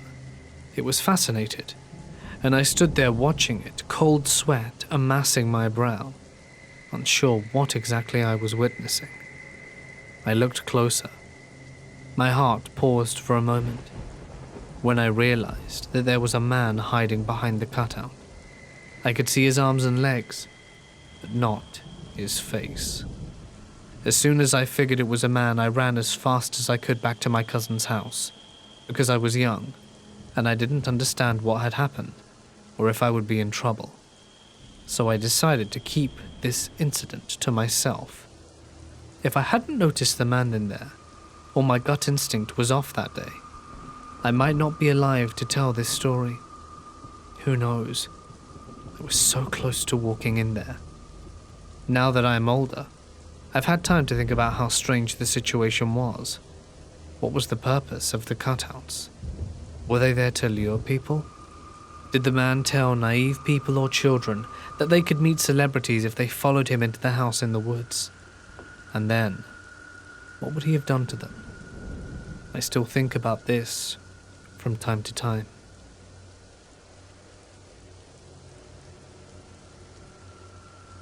I heard this story from a girl who used to work as an international flight attendant on a famous Eastern airline. She swears that this is real. When the airplane's crew land on a country they don't live in, they go to a hotel where they usually spend the night before the next flight. The girl told me that the crew loved to say that the hotels they stayed in were haunted. It wasn't different with that specific hotel that they were staying in Malaysia. She didn't care much though. However, when it was around 3 a.m, she woke up to find a man in her room. Because she was still sleepy, she didn't care much, just told him to get out. The man ran to the door, opened it and left immediately. She got up and went to the bathroom, finally realizing how creepy it was, what had just happened. Hotels usually have safety lock doors inside the rooms for guests to use, but hers were broken, so she wasn't able to use it. A few months later, she ended up having to go to that same travel route and spend the night at that hotel again. This time she was able to use the safety lock and went to sleep. Again, in the middle of the night, she woke up and noticed someone was messing with her doorknob trying to get in. She woke up again totally frozen and unable to do anything. She waited for a few minutes that seemed like an eternity until the person finally gave up and left. On the flight back, she told the other crew members about her creepy experience. They seemed to believe her and told her that another girl from the airline experienced that in the hotel as well. The second girl was also spending the night there after a very long flight. When she woke up in the morning to get dressed and leave with the rest of the crew, she realized she couldn't find her work shoes. She looked everywhere in the room but couldn't find them. That was a very strange thing considering she barely had any luggage. She went to the hotel's hall where the rest of the crew was, waiting for her, to tell them she couldn't find her shoes. Some people went back to the room with her to help her look. After a while, one of them asked, "Have you looked inside the safe box?" She was like, "No, I didn't even touch it," since she obviously didn't need to use it. They opened it and found her shoes in there along with a piece of paper. Weirdly enough, they opened it, and on it was written, "It was fun to watch you sleep."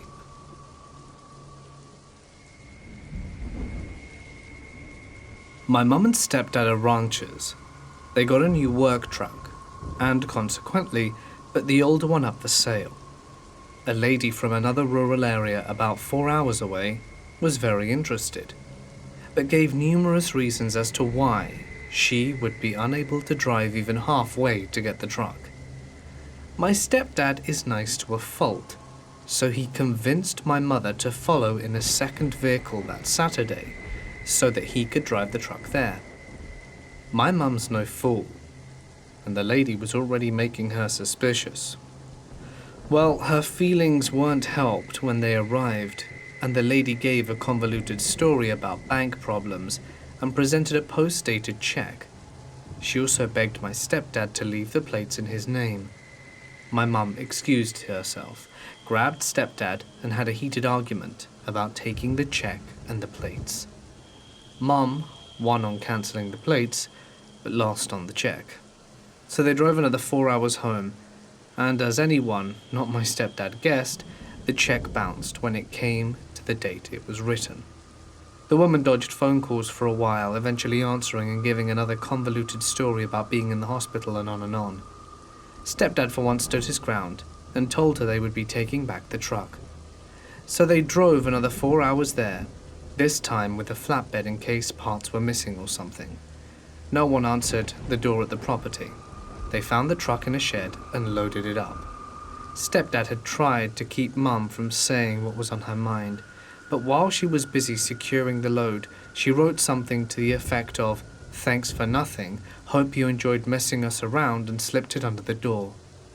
15 minutes later, as they were driving home, the cell phone rings, and the lady who was supposedly hospitalized was on the line, saying that she was going to take the note to the RCMP and have them charged with harassment. At that point, my mum reminded her she would have to be the one to explain her own attempted fraud. Crazy lady hung up, and they never heard from her again. Never take post-dated checks.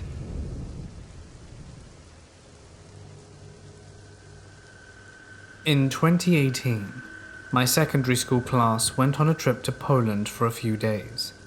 Our flight was at 7:30 a.m, so by the time we got to the airport and on the plane, we were pretty much all exhausted. We arrived at the airport in Poland a few hours later, and as school trips go, we were immediately roped into a tour around the town for another few hours.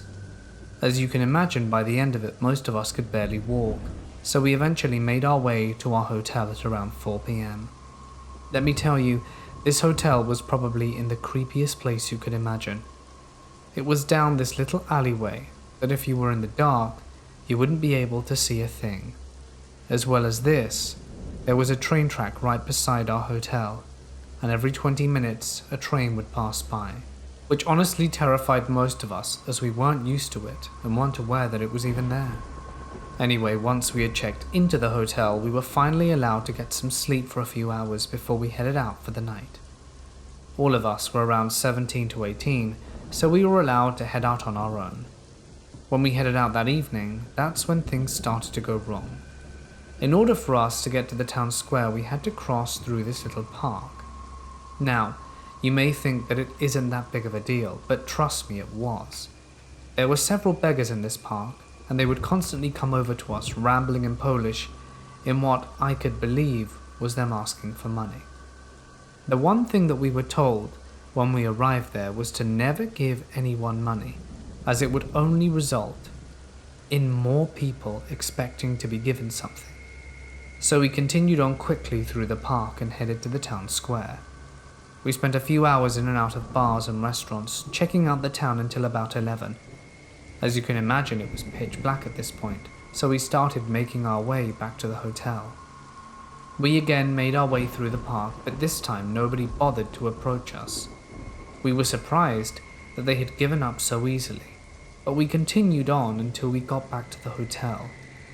We had barely stepped inside the hotel lobby when one of the girls in our group started screaming, pushing her way through us all to get upstairs. When we looked back, we saw what her problem was. We saw that one of the beggars from the park had followed us, this large burly man who looked as though he could kill all of us if he wanted to. However, that wasn't the thing that creeped me out the most. It was his face. The man was simply standing there smiling at us, not in a friendly way, if you catch my drift. The girls screamed and had eventually gotten the attention of our teachers upstairs, prompting them to run down to see what the hell was going on.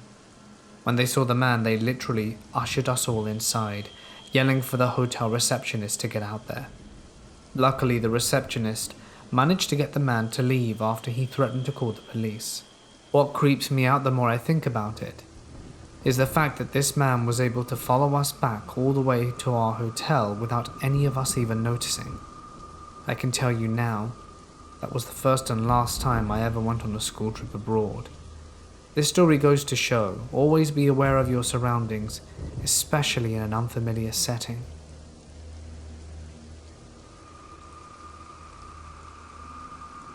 I volunteer twice a week at an apartment complex to tutor the kids there and teach them STEM-based stuff. Sounds fun, right? It's really fun. But there's a parent who always comes to check on us, and he is honestly starting to creep me out. My friend and I are both ethnically Indian, and he always decides he wants to talk to us. He doesn't talk to any other volunteers. Sometimes he asks questions about India, which is weird because my friend and I were both raised in the States. But the weird thing is that he always tries to offer us food, even though we always just say no. Just this week, he literally tried to coerce me into eating an Oreo cookie, even after I told him multiple times I didn't like them. He then proceeded to bombard me with questions like, what kinds of sweets do you like? What kind of food should I buy you? When I refused all of his suggestions, he told me that I'm a tough one to crack. I don't know, it came off as very creepy. It's not the first time he's done this. He literally forced my other friend to take a Starbucks drink, and then he asked me multiple times if I would like a Starbucks. Some of you might think, hey, that's not so creepy, he's just pushy. But it gets worse. Even weirder, my friend and his daughter were once doing an activity together. He took a picture of them both, then asked my friend for her age. My friend replied, 15, and he told her, I'll show you this picture when you're 21, maybe we can finally meet. Today, he had asked me how to pronounce the name of a certain Indian dish. I told him, and he just exclaimed, that's my Indian girl, and he came to grab my shoulder and arm. It honestly was too much. My friend saw and spoke about it later, and was like, he's really creepy, I'm a little bit frightened for you. I honestly don't know who to tell. He's one of the parents, and I don't want them to think I'm overreacting.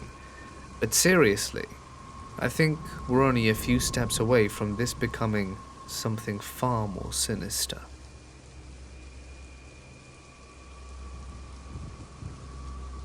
This happened when I was in high school. My friends and I were all camping together deep in the forest. We had just finished dinner, and we were cleaning up, joking around, when I heard a huge thud. By the expressions on my friends' faces, I was certain they had heard it as well. It sounded as if something had fallen out by our tent.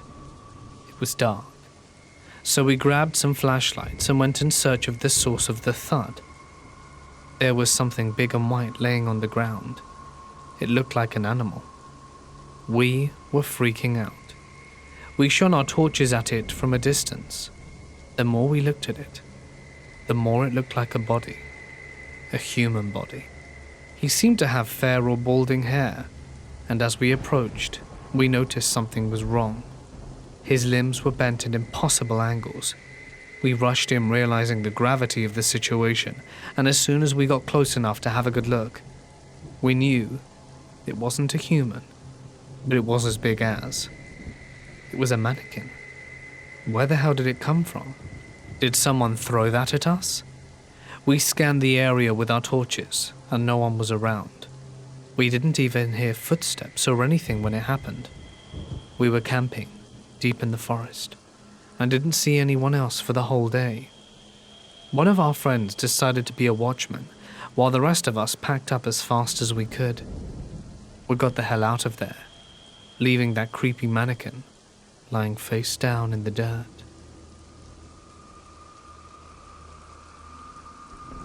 This happened back in high school. I was on a class trip with the band, and the last stop was in the deep south. Not realizing the long drive there, we spent all day on the buses. We were cooped up and exhausted from the travel. At check-in, many of us noted the atmosphere was sketchy. There was no lobby, just a glorified alley. The pool was empty and filled with tarps and cinder blocks. Seeing all of this in the daytime may not have been as bad, but under the cover of darkness and the squint of sleepy eyes, it almost made us concerned. Trying to be a good guy, I walked a friend and her roommates to their room a few floors above mine. We chatted and did goodnight hugs before they entered the key card in the lock. The door to their room was abruptly opened, and there was a boy a few years younger than us answering the door. My friends sheepishly said, "I'm sorry, I thought this was our room," and it actually was. The young boy looked at her, mutters a disappointed, "Oh," and collapses to the floor. One of the roommates and I immediately take off. The lone elevator was clogged with fellow students going to their assigned rooms, so we jumped down the 5 flights of stairs past the others, too impatient to wait for the lift. We reach the ground floor and run across to the lobby. Our teacher/band instructor and some chaperones are present, as we say a kid passed out on the hotel floor. Front desk says they'll send someone up. With my adrenaline pumping, the roommate and I ascended those same flights of stairs to tell everyone to wait for help. We stood waiting by a room we thought had a fresh corpse. Turns out the young kid was a runaway who broke in for a place to sleep. He was diabetic and had just suffered the effects of drinking too much Pepsi. We were zombies the next morning thanks to fear keeping us awake all night. It was a long ride home.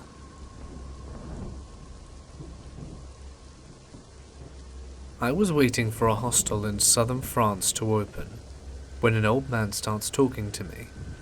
I enthusiastically chat, trying to practice my French. In the span of 30 seconds he starts asking what kind of underwear I'm wearing. Then he starts asking if I'd like to touch myself with him.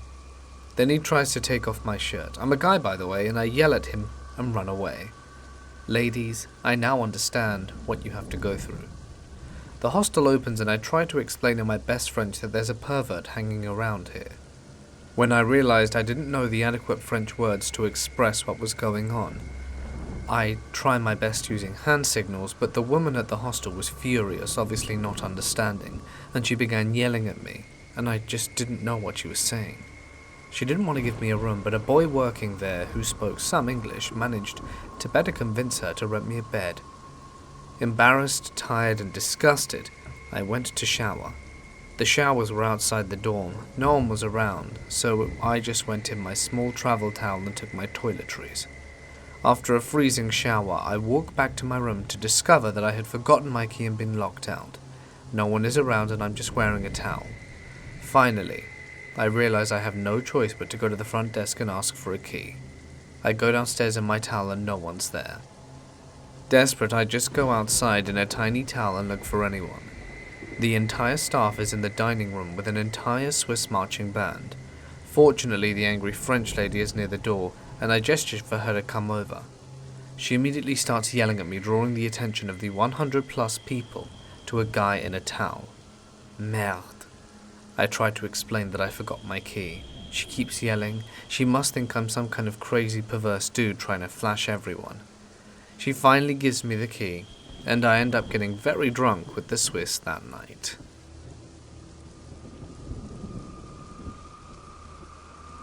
I used to work in a small bed and breakfast/hotel in England.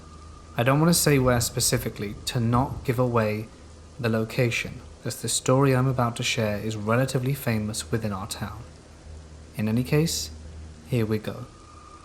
I worked there for about 5 years, and all of this kicked off on the 3rd year that I worked there. We hired a new guy called Max. He was supposed to be part of our night shift crew, which involved him, just him, for the most part. There would be some overlay when staff would come and go, but for the most part he would be the one covering the desk at nights.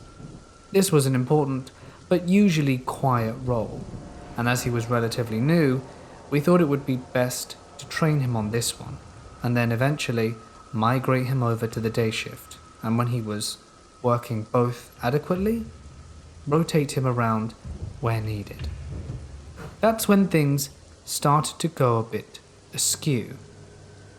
One morning I turn up to work, relieve Max, I'm getting my regular slew of checkouts, when a woman comes up to me complaining that she hadn't slept well at all. She felt as though someone had been staring at her all night. When she looked up, she saw a shadow in the hallway, and eventually she just passed out again, assuming it was a shadow person or an episode of sleep paralysis. I found her tale entertaining but tall.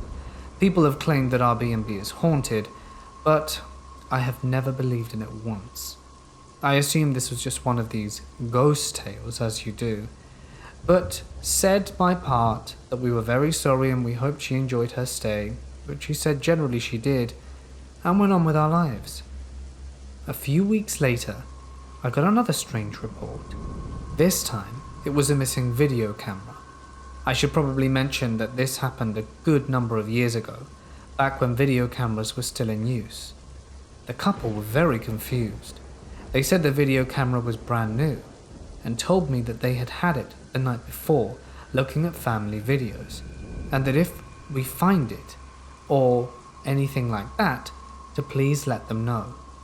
Again, this was something that they told me in the day, and they insisted they were using it the night before, so they weren't suspicious of the cleaners or anything like that. How could anyone get into their room, and then even if they did, only steal the camera and then leave? It seems far-fetched. I assume that they just misplaced it, and they never returned after to tell me that they couldn't find it or did, so I assumed that they probably just left it under a sheet or some clothes or something, and had forgotten to inform me, or maybe just informed a colleague. In any case, I had forgotten about this strange incident. But the third thing that happened really is what blew the lid. You see, on this particular night, I had to work a little bit longer, as there was some important paperwork that needed to be done. I was sitting in the back office, right at the back of the hotel, while Max was at the front desk at the very front. I didn't bother telling him I was there, as another girl was relieving him that day, so I assumed that he never knew I was in the hotel at all. At about midnight, I was just about done, exhausted, and relieved I didn't have to work the next day. I was packing my bag and making my way out. I go out through the front entrance because that's where my car's parked, and I go just to say a quick bye to Max and make sure he's doing his job, when he wasn't there. I give him the benefit of the doubt. Maybe he was filling in a request, but he hadn't left the be back in 5 card that we're supposed to do while we're not there. That was weird, I thought. I decided I'd just put the papers away in the car and come back in a few minutes to make sure everything was alright, and that he hadn't, slipped or something. I put my papers away and trod back to the hotel, dreaming of chicken nuggets I wouldn't be able to eat until tomorrow afternoon. As I was making my way over, I looked up at the hotel and saw a single light on the 4th floor. As I made my way in, Max was still not at the desk, and thought to maybe call him up on his mobile phone. But as I went to the back counter, I saw that his mobile phone was there, charging. Weird, I thought. So I decided to snoop around. Maybe he was cleaning up in the back. Maybe he was doing a request which we're supposed to note down on a piece of paper, but there was nothing as such there. So, after looking around and not finding him, I thought I'd wait a few minutes, because if he wasn't doing the job, as the manager, this was now my responsibility. So, even more pissed and my headache growing in my head, I sat off to one side on one of the sofas, just waiting for his return. About 6 minutes passed, when I heard someone running down the hallway. It was a woman, in her pajamas, and she looked furious. She yelled at me, and said if I was the manager. I said I was, good thing I was there as well, and asked what was wrong and if there was anything I could do to help. She just burst into tears before she could get out what she wanted to say.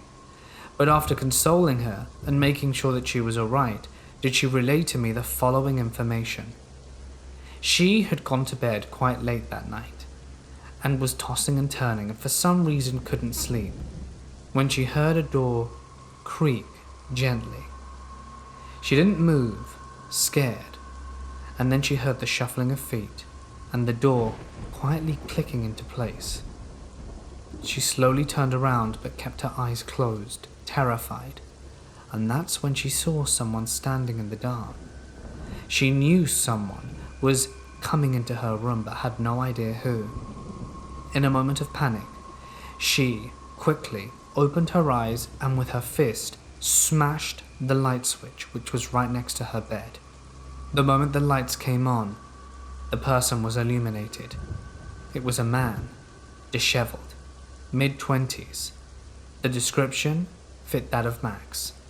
What really sealed the nail in the coffin was the fact that he was wearing a hotel uniform, and he was rummaging through her handbag that was over by the desk near the entrance. She screamed, and the man ran out without another word. She screamed and tried to follow him, but he got the elevator, so she just ran down the stairs.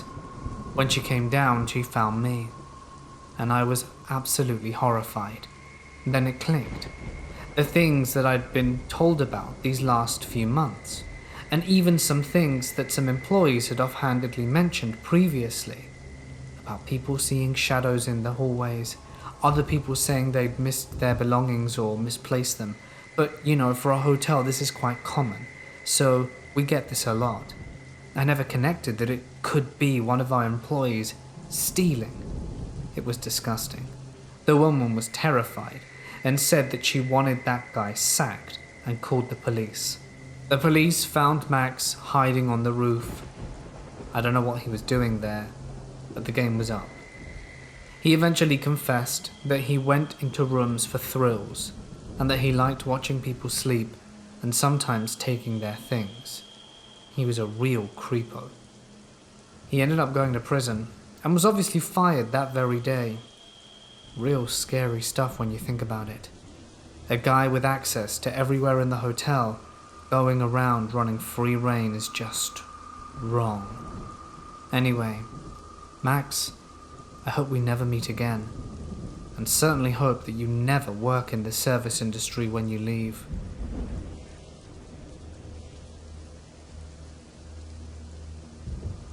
This happened about 5 or 6 years ago. My grandfather lives in a mountainous area of the Miyazaki prefecture. I used to visit him every summer vacation. It was really great. I loved playing in the river by his house, going fishing amongst other things. The summer in question, I had been in the river swimming for about an hour. I started to get cold, so I got out and sat on one of the jutting cliff rocks above the river. I loved it because it was like my own private river, where we never usually had people around. But on that day, I took notice of 2 children about 200 meters away. Even though they were quite far, I was sure that they were elementary school kids like me. I didn't know that there was a school in the area. The only school I knew about was now in ruins. I didn't know about any other kids my age in the area either. It wasn't exactly well populated. They disappeared off in another direction, and I thought I'd better get going soon, as my parents would be looking for me. I was drying myself off and changing back into my clothes when I noticed something nailed to a nearby tree.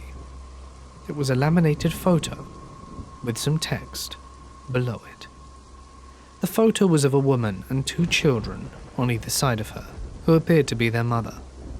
Below the photo was only one line of text: "I am looking for these children." I was a bit put off. I felt a bit creeped out by the poster in the mountainous woods. The strangest thing about the poster was the fact that the mother's face had been scribbled over with a black magic marker. The children's faces had been circled in a red marker. Why would the mother's face be blacked out? Surely she would want to be identified if she was the one looking for the children. Something didn't sit right with me about that poster. Weirder still, one of the kids in the poster had a unique hairstyle which made him recognizable, and one of the kids that I saw by the lake today had the same hairstyle. Close cropped shaven hair. Things were weird, and I wanted to leave the area. So I jogged back to my grandfather's house and asked him about the weird poster. He didn't know anything about any missing kids. Strange. The village he lives in is small and close-knit, so the fact that he didn't hear anything about missing kids was certainly surprising. Something seemed wrong. Later in the year, my family went to visit my grandfather again to ring in the new year. He was having a drink and the poster came up in conversation. He said he found something similar to the poster. I was interested but a bit creeped out remembering it. He passed a piece of paper to me. I wondered why he saved it. I was quite curious now. It was the same poster as last time, except this time there was something written over the photo. The word found, in bright red ink. I was really creeped out by this. I took it to the local temple and the priest said a prayer, just in case. I have no idea if this poster is an innocent thing, or something far more sinister. All I know is the kids looked like they were hiding, and there is something dark about the situation. Who puts up a poster in the middle of the woods looking for children without asking the locals, and blacking out their mother's picture? Who did they think would see the poster in the woods? Was their mother looking for them? Was it someone else? Were they kids of some cult escapees? I think about this from time to time. I think there might be something going on at that mountain.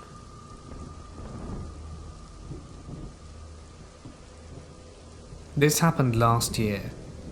I traveled for work and was in Atlanta.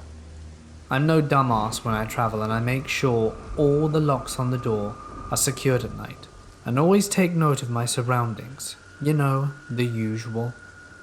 I usually wake up to pee at least once before my alarm goes off.